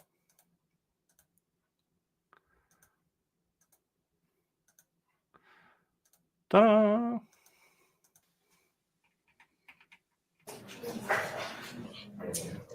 All right, you can go ahead, Ms. Hilton. Thank you, Your Honor. Now, Investigator Vivorito, when we left off, we talked about the February 9th, 2022 stabbing of Mr. Bennett. Just going back to 2019, when you were working with the probation department and you were working with Atlanta Police Department. Yeah, so Miss Burrito has worked in the probation department as an investigator. Her entire career has been focused on getting people back in jail or in prison. In every capacity. It has always been not searching for the truth. It has been find something to get people in jail. And when we are talking about jail, we are talking about Fulton County Jail, where people die, where assaults are happening daily, if not hourly. The Department of Justice just submitted a report criticizing Fulton County Jail and its procedures. One of the things was that in 2020 or 2021, so they got a 1.2 million fund extra on top of what they already have in order to promote education and improve things in the jail. They used that for family days, where with bouncy castles for the staff. They used it for a Christmas present in the shape of a honey smoked ham. And what did they do for the prisoners? They purchased new tasers. That's what they did to improve for the jail. Spend it on themselves and tasers. And Miss Burrito actively tried to put people back in there. And then the Atlanta Police Department, where she was taught from the gang unit. Again, the gang unit, inside the gang unit and inside the organization, the Atlanta Gang Unit Association and in the Georgia Gang Unit Association, where they teach themselves. Patting themselves on the back, circle jerks, and then back to work. When you were working with them, what exactly was your roles and responsibilities when you were working with the Atlanta Police Department? I was assigned full-time to the Atlanta Police Department. I had a caseload of, I would say, high-risk gang members that were assigned to me. And we would monitor and provide investigative assistance to other units when there were cases involving gang members, cases in gang areas, and we'd help out along the way with those cases as they come up. And when you say you would monitor them, tell us exactly what would you do? We could all just be sitting in the office and we have the radio going and we may hear an address pop up and they say, okay, we have a person shot at this address. One of us might respond out there. We may call that unit and say, hey, what do you guys have? We might pull the reports later on. We could check and see. Not sure if you guys have heard NIBIN leads the ballistics testing when shell casings match. We might say, okay, let's see if this matches something. And then we'd go dialogue with the investigator and say, hey, take a look at this. Tool mark analysis is still shit science. Has always been. Just because something has been done for 100 years does not mean it is an approved science. Know what the other things they did 100 years ago? They measured skulls. Because apparently, back in the good old days of racial profiling and racial, in the years leading up to a certain Austrian painter who moved to Germany, at the same time they developed tool mark analysis. Might be a motive, these are your parties, these are your players, and do things like that. And in your doing that in 2019, we discussed briefly, did you come to find cases in which YFN members or YFN locations were either the targets of some type of crime, or YSL members or YSL locations were the targets of some crime? Yes. And I want to direct your attention to certain dates. On May 10th of 2019, did you become aware during that time of an incident that happened at 1600 Pryor Road? Yes. And 1600 Pryor Road, is that in any particular territory? It borders on what would be the Summerhill neighborhood, leading to the Summerhill neighborhood, which is where YFN would be frequenting. And as a part of knowing about that investigation, did you learn there was a victim in that case? There was. Okay, who was the victim? A gentleman named Milton Howard. And were you familiar through your investigation with an individual by the name of Milton Howard?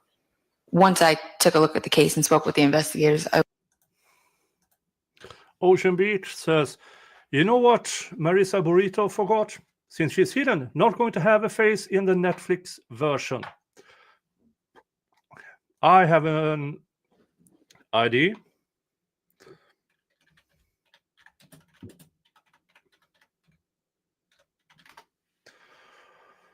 on who will play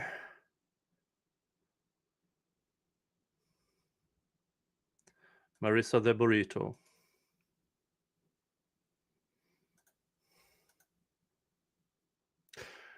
Gorlock the Destroyer. That is who I want. Play Marissa the Burrito in the Netflix series or Netflix film.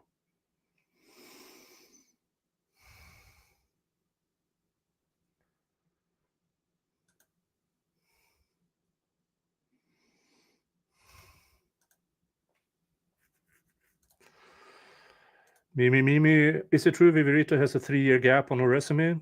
I don't know. I haven't watched that closely, I must admit. If anybody has that information, go right ahead and send it to me. Learn. Sustained. Without telling me what you learned, or what anyone told you, did you determine if that person was associated with a gang? Objection, hearsay. Overruled. Yes. What gang was Milton Howard associated with? YFN. And was anyone ever arrested for that incident? Yes. Who? Javon Fleetwood. Is that the same Javon Fleetwood we talked about earlier? Yes. Is that the same Javon Fleetwood that had the YSL tattoo on his face? Yes.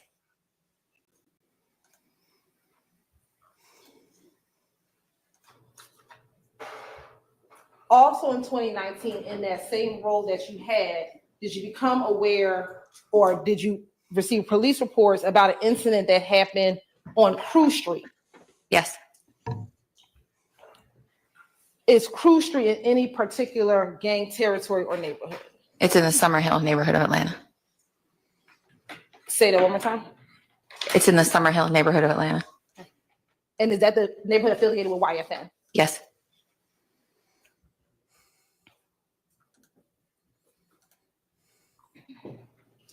Do you know that location specifically at 1040 Crew Street?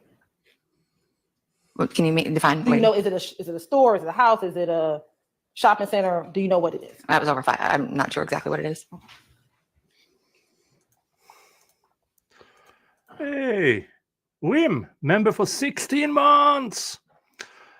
Oklahoma would turn 117 today if it were real. Okay. I don't know anything about it, but thank you for being a member for a whole 16 months. That's longer than an elephant pregnancy. And were there any victims at the location? I believe there were. You want to rephrase? Yeah. Sitting here today, are you familiar specifically with that incident? Can I look at my notes to refresh my Do you recollection? have notes regarding a timeline of events that occurred in 2019? I do. Will looking at your notes help refresh your memory as to that particular incident? It would. Yes. Uh-huh. Notes. I assume these notes have not been presented to the defense.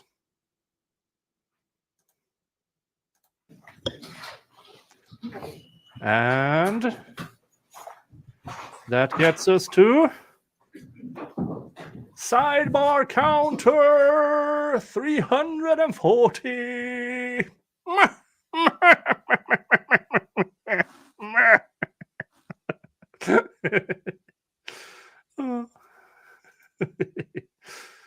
Oh. Skip ahead.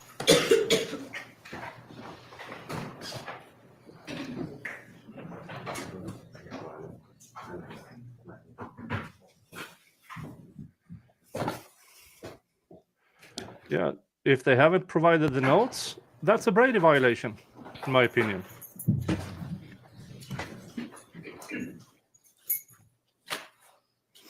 And as soon as we get that, we're looking at that, help refresh your memory. It would. All right. Just look at Okay. it without saying anything. If it refresh your memory, look at it and look at it when you're finished. And now they were handed the notes. Okay. Okay. Did that help refresh your memory as to whether or not there were any victims at the location? Yes. How is this even remotely fair? Notes that apparently has not been provided to the defense, and for some odd fucked up reason, it is enough. Well, hand it over now. That doesn't matter. It's still, they did not provide it.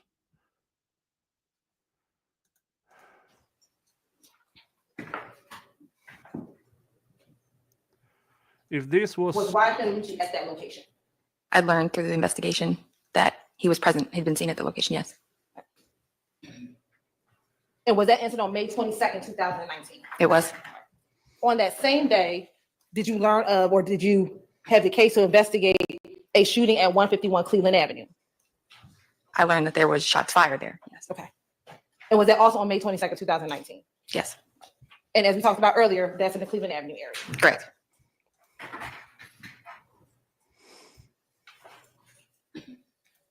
Again, back in 2019, was there this, again, kind of back and forth of shootings, back and forth between YSL areas and YFN areas? Correct.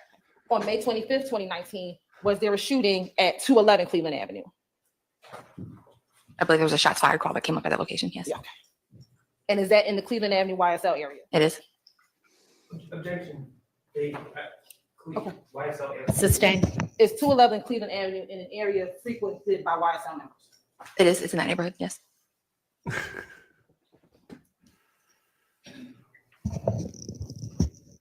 In May 27, 2019, was there another shooting at 355 Bellegarde Place? There was.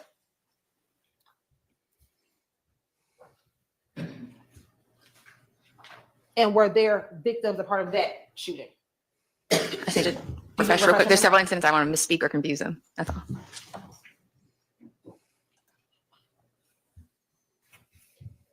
Yes, And were there victims in that shooting? there were 2 people present. Nobody was struck, I believe. Or it could have been a car exhaust backfiring. Now, with the instance that we just referred to, outside of the one that happened on Pryor Road, for the Crew Street and the 2 Cleveland Avenues and the Bellegarde Place, was there anyone ever apprehended, to your knowledge? To my knowledge, no. Now, taking you to June of 2019, did you ever learn of an incident in which the grave of Donovan Thompson was defaced? Yes, And was there a police report associated with that defacing? I believe there was an information report taken. What's the difference between an information report and a police report? I mean, it's a type of police report where just information was given, and they wanted the incident documented. So they took the information from someone and put it in a report. They didn't actually go out there and check if it was true.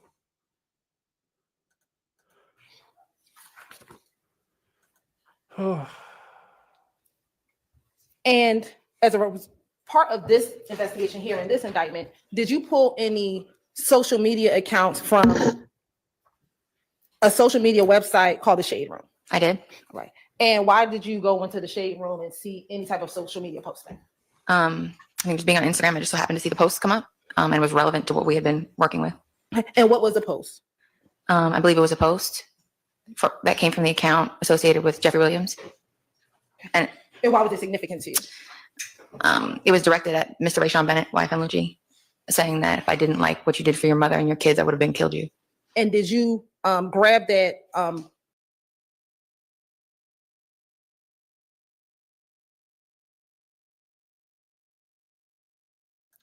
That was discussed a month and a half ago, and that was social media banter between the both of them.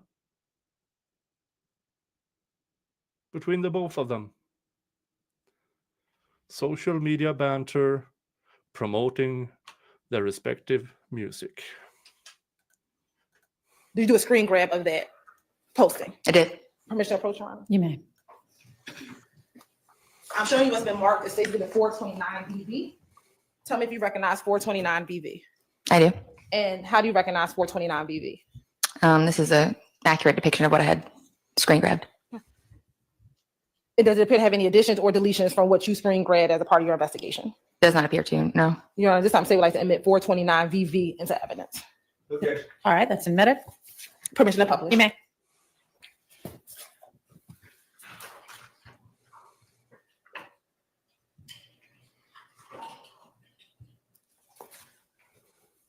And what was the date of the post? When it was posted on the Shade Room, I believe it was August 19th of 2019. That's the date that they had reposted it. And it's saying 46 minutes ago on the original post, but I can't give you an exact timing of the original post. This is when I saw this. And you said August 19th. I see a date on there. It's August 18th. 18th, I'm sorry, 2019. Okay. And do you know, to your knowledge at all, if that particular post was ever deleted from the actual account of Thugger Thugger One's account? I believe it was. I believe it was. Or it never existed.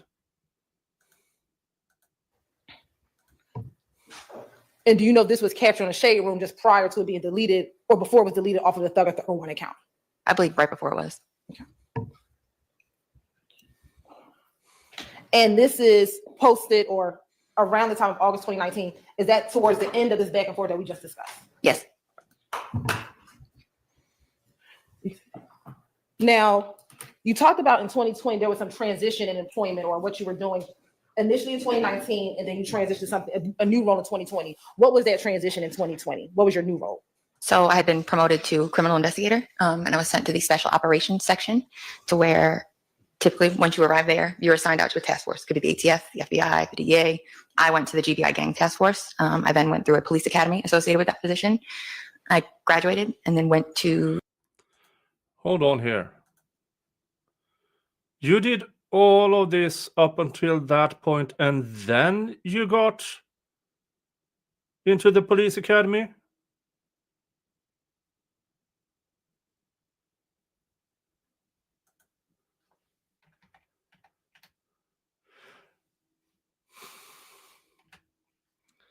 So up until 2020, she was not a cop.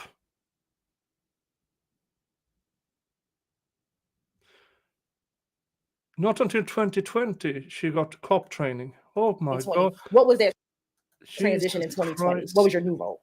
So I had been promoted to criminal investigator, and I was sent to the special operations section, to where typically once you arrive there, you're assigned out to a task force. Could be the ATF, the FBI, the DEA. I went to the GBI gang task force. I then went through a police academy associated with that position. I graduated and then went to, because my whole career had been spent in Atlanta, I was assigned to the Atlanta Police Department, and I worked out of their gang unit. And what were you able to do now that you weren't able to do in 2019 with those 2019 cases? What were you able to do with the 2020 cases? I was freed up from supervising an actual caseload, so I was free to, and now that I'd been through the academy with them, charge and work criminal cases. And did you end up then working criminal cases, again, associated with the conflict that was happening between YSL and YFL? I did. I want to direct you to May 4th, 2020. Did you have the occasion to be a part of the investigation of an incident that occurred at 1220 Gun Club Road? Yes. How did you get involved in that investigation? I believe that night we were out on the street working, and we heard the 911 call come up for the incident. Once you heard the 911 call come up, what was the incident that came up? There was I think it was described on radio as like a active shootout up and down Gun Club Road happening at that moment. Okay. What did you do once you received the call? Or heard the call over the radio? I believe we reached out to the aggravated assault unit to find out who the victim suspects were. And who were the victim suspects? Let me ask you this. Once you learned about who the victim suspects were, what did you do? I looked at their social media accounts. Whose social media accounts did you look at? Mr. Tanquarius Mender. And had that name come up before? Were you familiar with that name? I was. How were you familiar with Tanquarius Mender? I'd worked with him previously in my other roles, and I'd spoken to him before in non-custodial settings, custodial settings. So I had a pretty decent rapport with him at that point. And we spoke of him earlier. Was he associated with the gang? Yes, YSL. And did he have another association with another gang? He did. What was that? The Rolling 60s Neighborhood Crips. And did Mr. Mender have a nickname? He had two. What are his nicknames? He would either go by Nard or Stunna.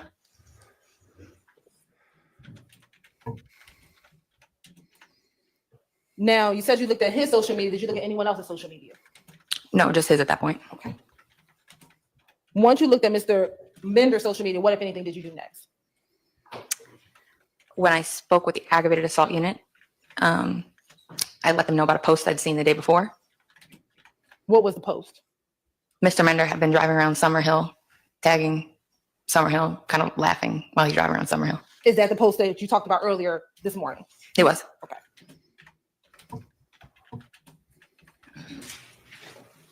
Once you informed the ag assault detective, did you do anything else as related to this case? No. Right.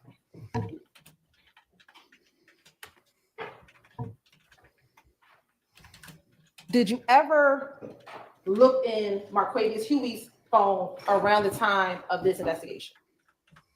No. Was Mr. Mender the only person associated with this case on Gun Club Road? At that time, yes. Okay. When you say at that time, what do you mean?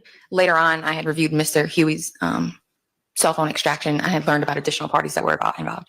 What additional parties? Objection, Your Honor. You're saying. Sustained.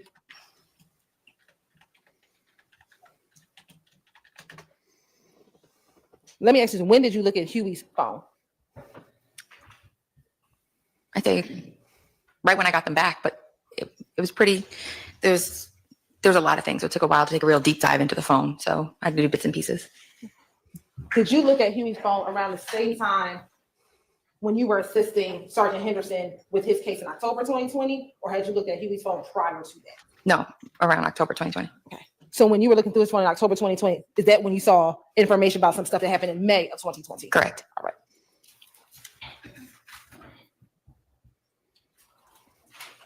After looking through Mr. Huey's phone, did you ever look at Mr. Huey's social media accounts? Yes. Do you know an individual by the name of Kenneth Copeland? I do. How do you know Kenneth Copeland? I was familiar with Mr. Copeland from when I first started working in Atlanta, when he was part of the 30 Deep Criminal Street Gang. And I'd supervised him throughout the years. So you were his probation officer. That's what that means.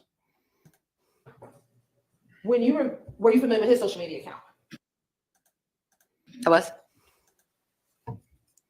In looking at Mr. Mender's, Huey, and Mr. Copeland's social media account, did you see any pictures of any of them on each other's social media accounts? Yes. When looking at their social media, when did you see them starting to post or have interaction with each other? April or May, probably of 2020.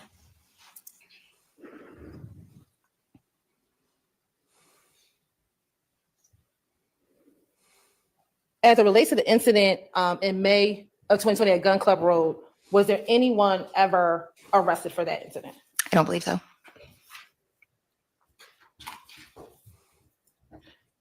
And was Mender the victim in that incident? He was. All right.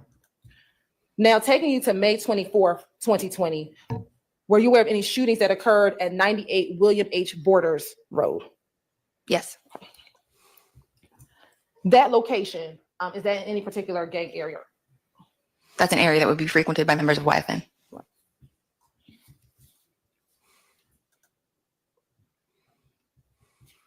Taking you to May 25th, 2020, did you investigate or have the occasion to investigate a case that happened at 411 Parkway Drive? The unit worked on a team on that case, yes. You said the unit worked as a team? Yes. Okay. How many other people were you working with? Probably maybe 10. The unit as a whole, because there were so many cases, would split up and divide tasks on each case. Were there any victims associated with that case? Yes. Who were the victims? Reginald Thomas. I'm going to object to your saying also. You may.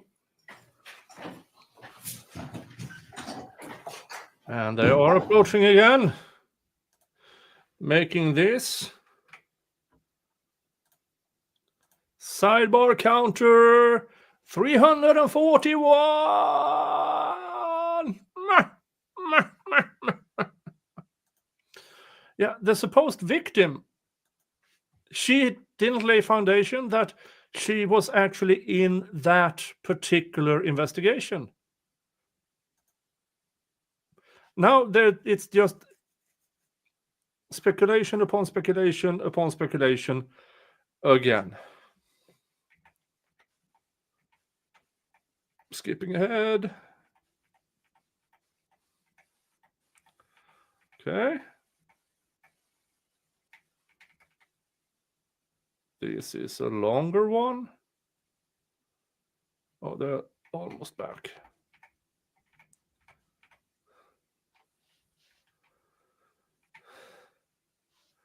All right. May I continue, Your Honor? Who was the victim in that case? I'm sorry, and let me go back into 411 Parkway Drive. I apologize. That's kind of it. Can I explain it a little bit? It's kind of complicated. Well, first tell me who the victims were, and then, okay, because of the other shooting that happened? Yeah, it's like a twofold. All right, let me ask you this. 411 Parkway Drive, are you familiar with that location? I am. How are you familiar with 411 Parkway Drive?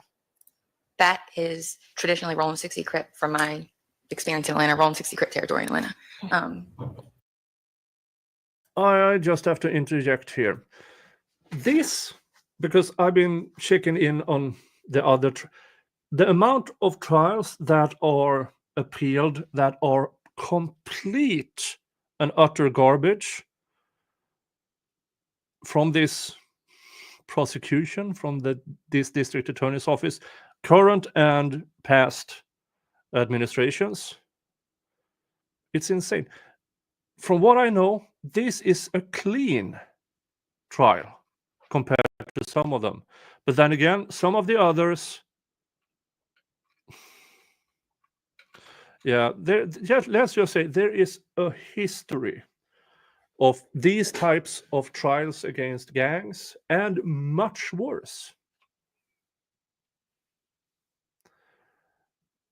But we don't know yet exactly how much worse some of them are, because not televised, not known. It's disheartening to know that we are now watching it unfold like this, thanks to cameras in the courtroom, because Fani Willis probably thought this would be excellent for her attempt to become the next Attorney General of Georgia. Instead, we watched this absolute fustercluck. Absolute fustercluck. Now imagine the trials that weren't streamed. It is disheartening. That's somewhere where you'd find them, especially on a nice day, hanging out in the parks, the areas throughout the Fourth Ward.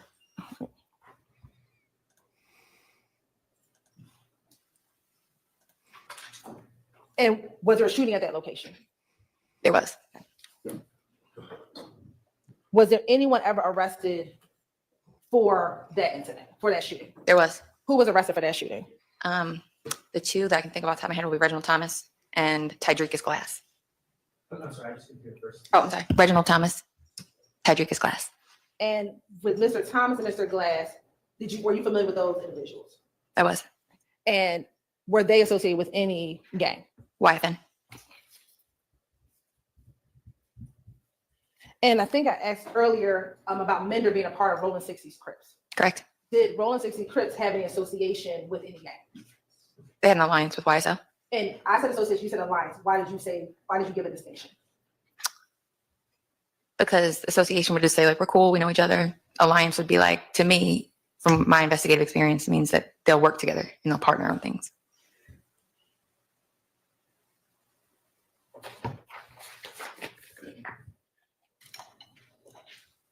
Now, I want to take you to May 26, 2020. Was there a shooting at 257 Trinity Street? There was. And was there a victim of that incident? There was. And who was that? Marcus Sims. And were you familiar with that individual? I was. How? He was a friend of Tanquarius Mender. And to your knowledge, do you know Mr. Sims was a part of any gang? No, we classify him as an associate. I wouldn't say he's a gang member. Okay. And associate of what gang? The Rolling 60 Crips. So it's not a gang member. They can't classify him, so they say associate. What? Did he go to the same school? Were they neighbors? This is so incredibly vague, and how this is borderline defamation. To just sit up on that stand. Yeah, we can't really say he's a gang member. Then don't fucking say it, you twat. Is that because of his relationship with Mr. Alford? Both Mr. Mender, Mr. Alford. On June 1st, 2020, was there an incident at 361 Edgewood? There was. Are you familiar with that location? I am. And how are you familiar with that location? That's an area frequented by members of YFN.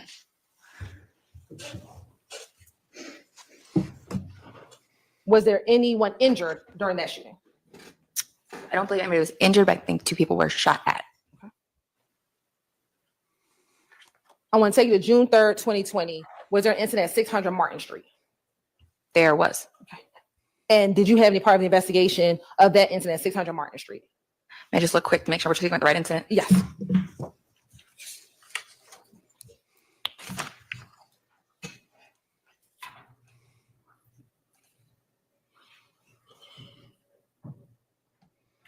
Yes. What was your involvement? That was a case handled by the aggravated assault unit, but based on the location of where it occurred, we assisted with some information on that investigation. And what was significant about the location where it occurred? It was the scene of a YFN Lucci video shoot. And 600 Martin Street, is that any, where is 600 Martin Street? In Summerhill. And were there any victims in that case? I'm unsure if there was a victim, but I know that there was a vehicle struck by gunfire. And whose vehicle was struck by gunfire? Mr. Bennett or Lucci. Oh, is that the one that was riddled with bullets? And it turns out it was just one? That might have been a stray bullet for something else going on.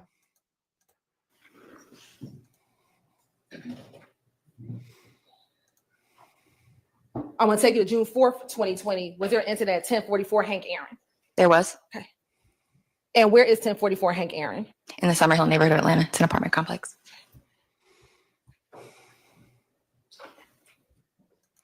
Yeah, this goes on and on and on and on. I'm more interested in the 2022 stuff.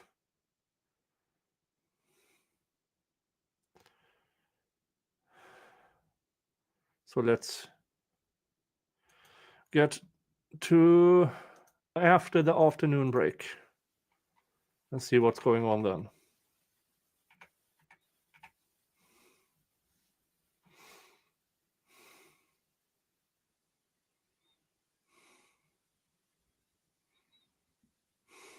These two guys are having fun together. I hope you can get him released, Mr. Weinstein.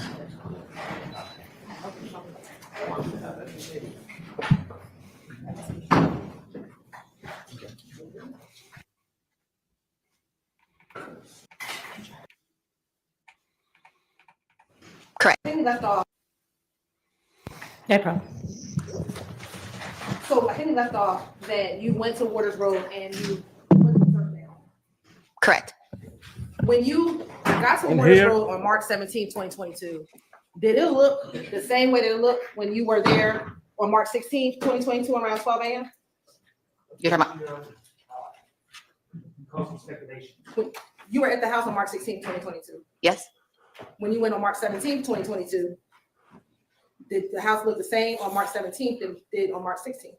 I'm going to overrule that. I mean, go ahead. You can answer. Are you talking about before or after entry was made? After entry was made. I mean, it's not a particularly clear question. That may be the problem. On March 16th, when you went to the house, did it have TVs and video surveillance systems and stuff? Did you, You're talking about the interior? yes, when you went on March 16th, did you see video surveillance inside of the house? On March 16th, when you responded and spoke to Mr. Jackson, I watched body camera and I was able to see through the front. Okay. Hang on. When you saw the house, did you go inside the house? But if the front, with the front door open, you could see from the front yard, there was a large monitor with. Oh, bull crap. Oh, what bull crap. Oh, you lying sack of shit. Feeds running. Okay, so Did you personally observe? Yes, Your Honor. So let me go back. When you got to the house on March 16th, were you able to see inside of the home? Yes, from the front, the door was open. Yes, I could see into the house. And when you saw inside of the house, were you able to see television and video surveillance systems? Yes. Okay. When you went on March 17th, 2022, and after the search warrant, y'all made entry into the home, was that same surveillance camera system still at the house? Was it still there? It had been removed. Okay. When you got there on March 17th, 2022, were all of the cars that were present on March 16th, 2022 at the location? No, I believe 3 were left at the location.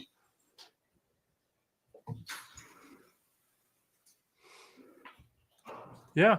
And remember, this woman, Miss Burrito, has been allowed as an expert witness to look at this trial. She knows what's been shown.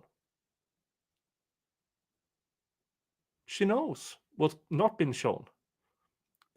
And then, in my opinion, she adjusts her testimony to fit the narrative the prosecution wants to make. I'm calling her out as a liar. I base that upon all the other cops and investigators that have been on the stand lying.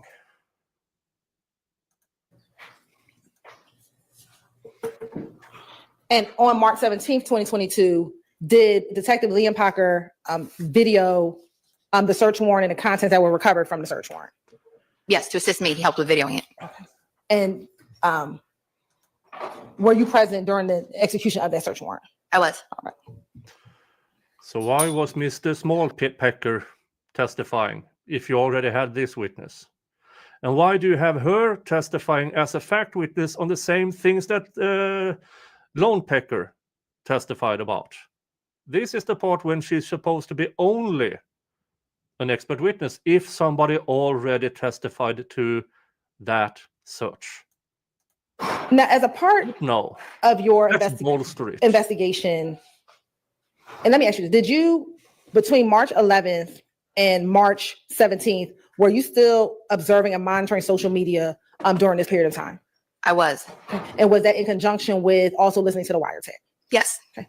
And why were you still observing and monitoring social media? Because when you're in the midst of an investigation, you never know towards the end what may be relevant at a later time. So I was making sure to get the full picture of everything, better to have and not need than need and not have. So I like to kind of make sure everything is together, because you might get to the end of an investigation, something that seems so small is huge. So I was making sure to capture as much as I could. And when you were going on social media, were you going on individual public accounts? Yes. Right. And during the course, I want to start with just initially, were you able to find social media posts of Shell Kell, his account?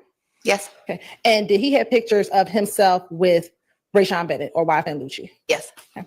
And on his account, did he also have pictures of himself with Donovan Thomas Jr.? Yes.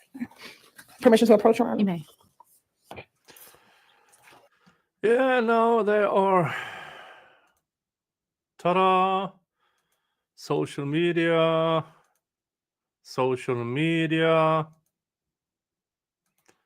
Social media from folks hanging out.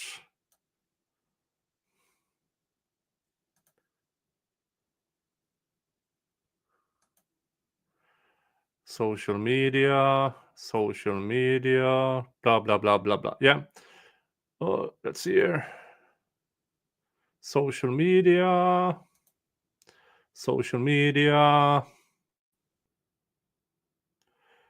Break. Let's see here. What happened?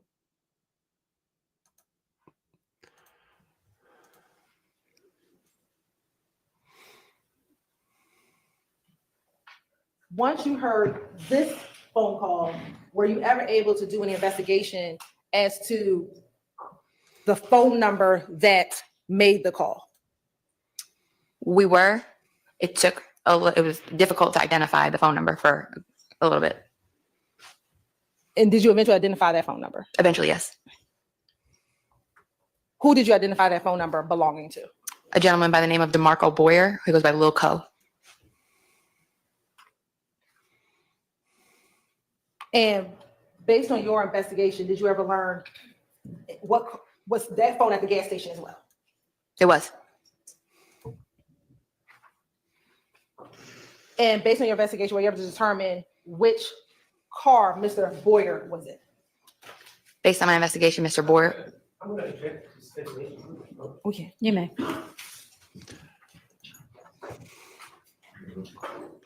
And sidebar counter 342.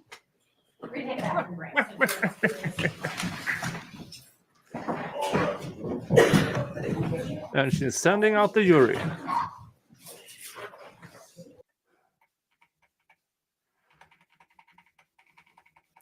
Let's skip ahead and see what happens when they come back. What did y'all sort out?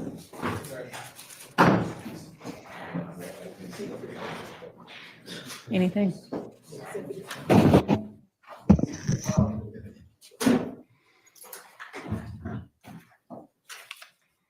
You know, I think it's odd, but go back around. I'm going to try to keep this moving.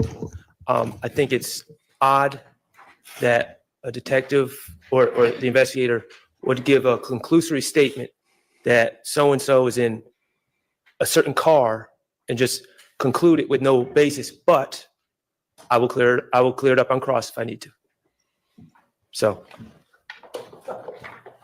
There is a basis because we have a call that's not being played before the jury, but there is a phone call of that. If it's not played in front of the jury, it's not foundation, it's not in evidence. You can't make conclusory statements about something that's not in evidence, not in front of the jury. Oh God, this is so stupid. Phone number associated with Mr. Boyer calling Mr.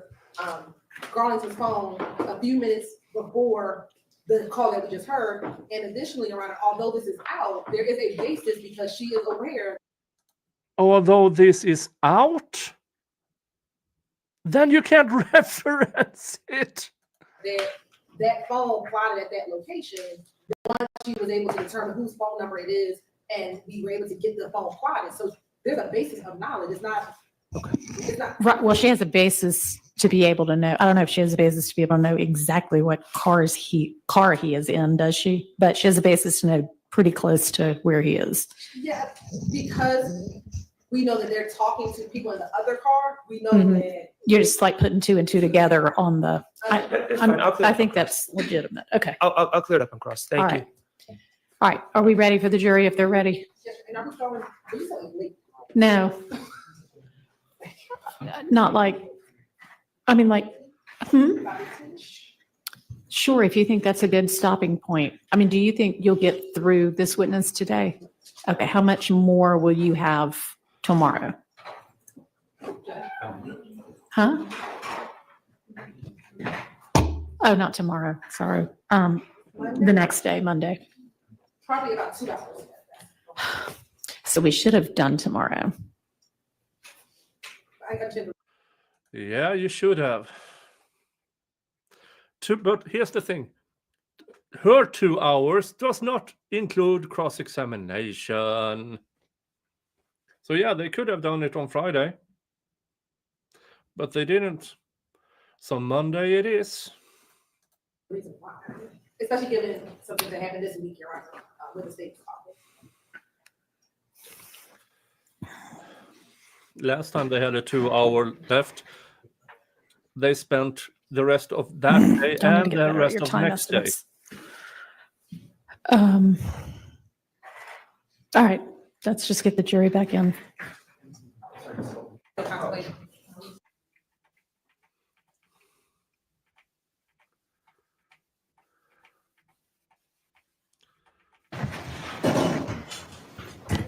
Did you have, based on your investigation, some knowledge of Mr. Boyer being at the BP gas station? Yes. Okay. Now, after listening to this call in the days after Mr. Drinks' murder, did you see posts from Mr. Demikian Garlington? Yes. Oh, and it is this one. And then you have this one. Then you have this one. And He did not give you any information about what happened that night, is that fair to say? He was very short. He didn't give me much. And did you have an opportunity to hear any calls from the wiretap around March 16, 2022, around the time in which the police or after the police were at the location? Yes, there were calls after the police and myself had left the location. And have you had the opportunity to listen to those calls in preparation for your testimony today? I have. in preparation, blah, blah, blah, blah, blah. Yeah. I'm skipping ahead to the end of day because it doesn't get better. I'm fine. I mean, the courtroom here and Yeah. Let's get back a bit.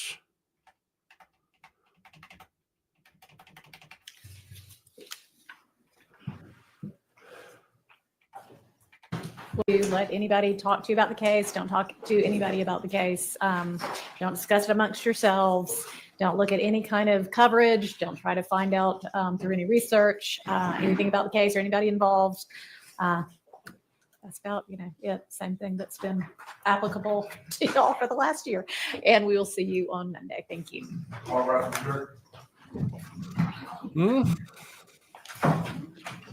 So Doug apparently said on his that podcast on Friday that they expect a full day of cross-examination, which means Monday, maybe Tuesday, and then we will see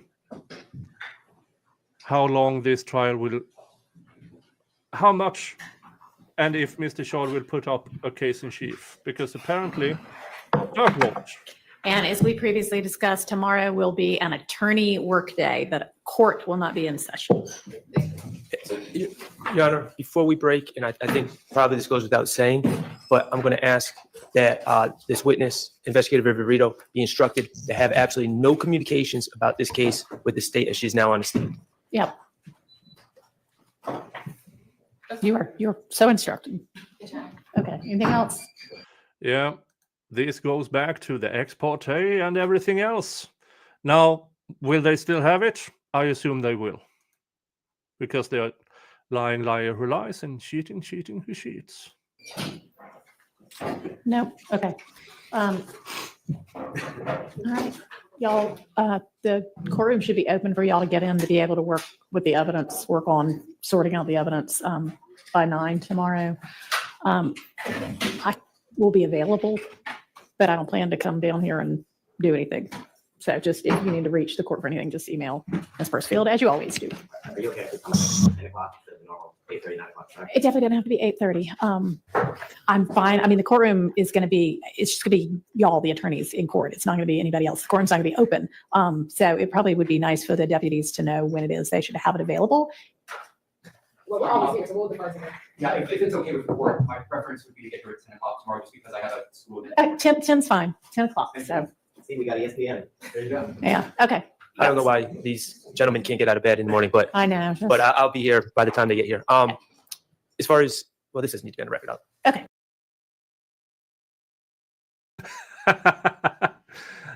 This is the banter between Doug and Max. Max just says, I don't know why they can't get out of bed in the morning, but I will be here.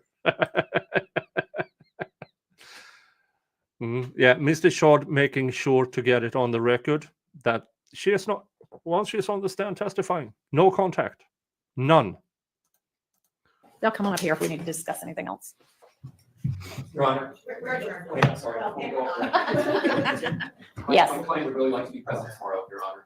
I mean, that's fine with me. I thought y'all might want a day out of court, but We'd like to be here. okay, fine. Hmm? Doug All wants right, his well, client. y'all can be here too, but court will not be in session. Okay. All right. Is it anything else? Nope. We are now completely up to speed on the YSL trial. It will continue Monday, according to the prosecution, 2 hours, which means more or less all day. I don't care about the rest of her testimony. I will go live Monday the moment cross-examination starts. If cross-examination starts. So, yeah. All right. Let's see here. We got $200 to Justice for Little Rod's fundraiser. Thank you. Thank you, guys. Thank you so much. I will have the link on every stream this week or next week. Then on Friday will be a proper pre-announced fundraiser. I will try to have... I need to have Miss De Williams. I will really try. But we know that Empress Fox will be here. Mr. Ryan's aunt and maybe even sister might show up. So we will be talking about Little Rod and the appeal and stuff. So that is for Friday. It's a Friday panel show and a full-on fundraiser. So please spread the word. Please spread the word. All right. And again, thank you to Sebastian Müller for gifting 20 memberships. Thank you for the equivalent of $100 that I sent to the Give and Go. So, yeah. So $100 have already been sent to the Give and Go. Paulette, thank you for your 10 memberships. Thank you, Benjamin Gray, for becoming a new member. Thank you to Benjamin Gray for gifting a new memberships. Thank you to Cindy White for being a member for a whole month. Thank you to Dave for your $10 super chat for being you. And then thank you to Wim, member for 16 months. Thank you so much. Let's see here. Nick, have you heard anything about Mr. Williams not wanting to practice law anymore? Hope that's not true. She was great.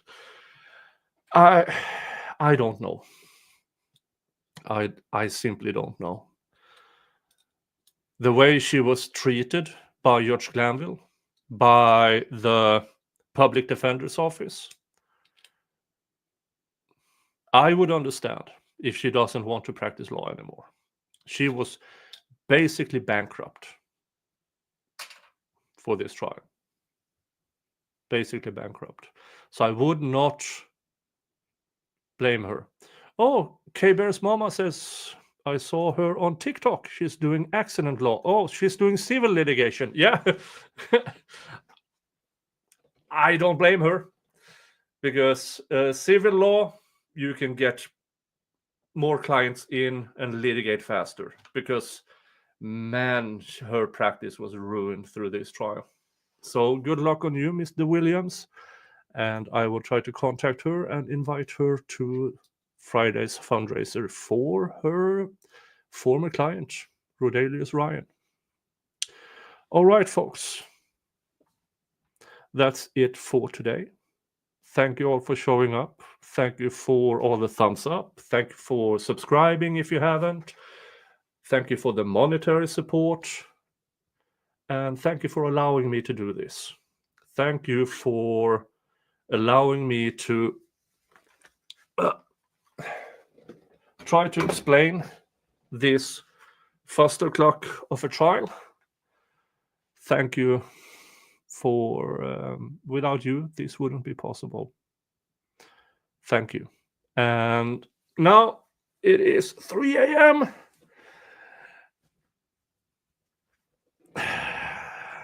Big Nick is going to bed. Yes, Big Nick, not that Big Nick or the other Big Nick. This Big Nick. All right? And remember, folks, hug your family. Unless your family is crap, then screw them and give your love to the people who deserve it. Okay? See you on Monday. Bye-bye. Fighting for justice, 60 rows of defenders of the skies, defying the odds, leading on the fight to free these young souls.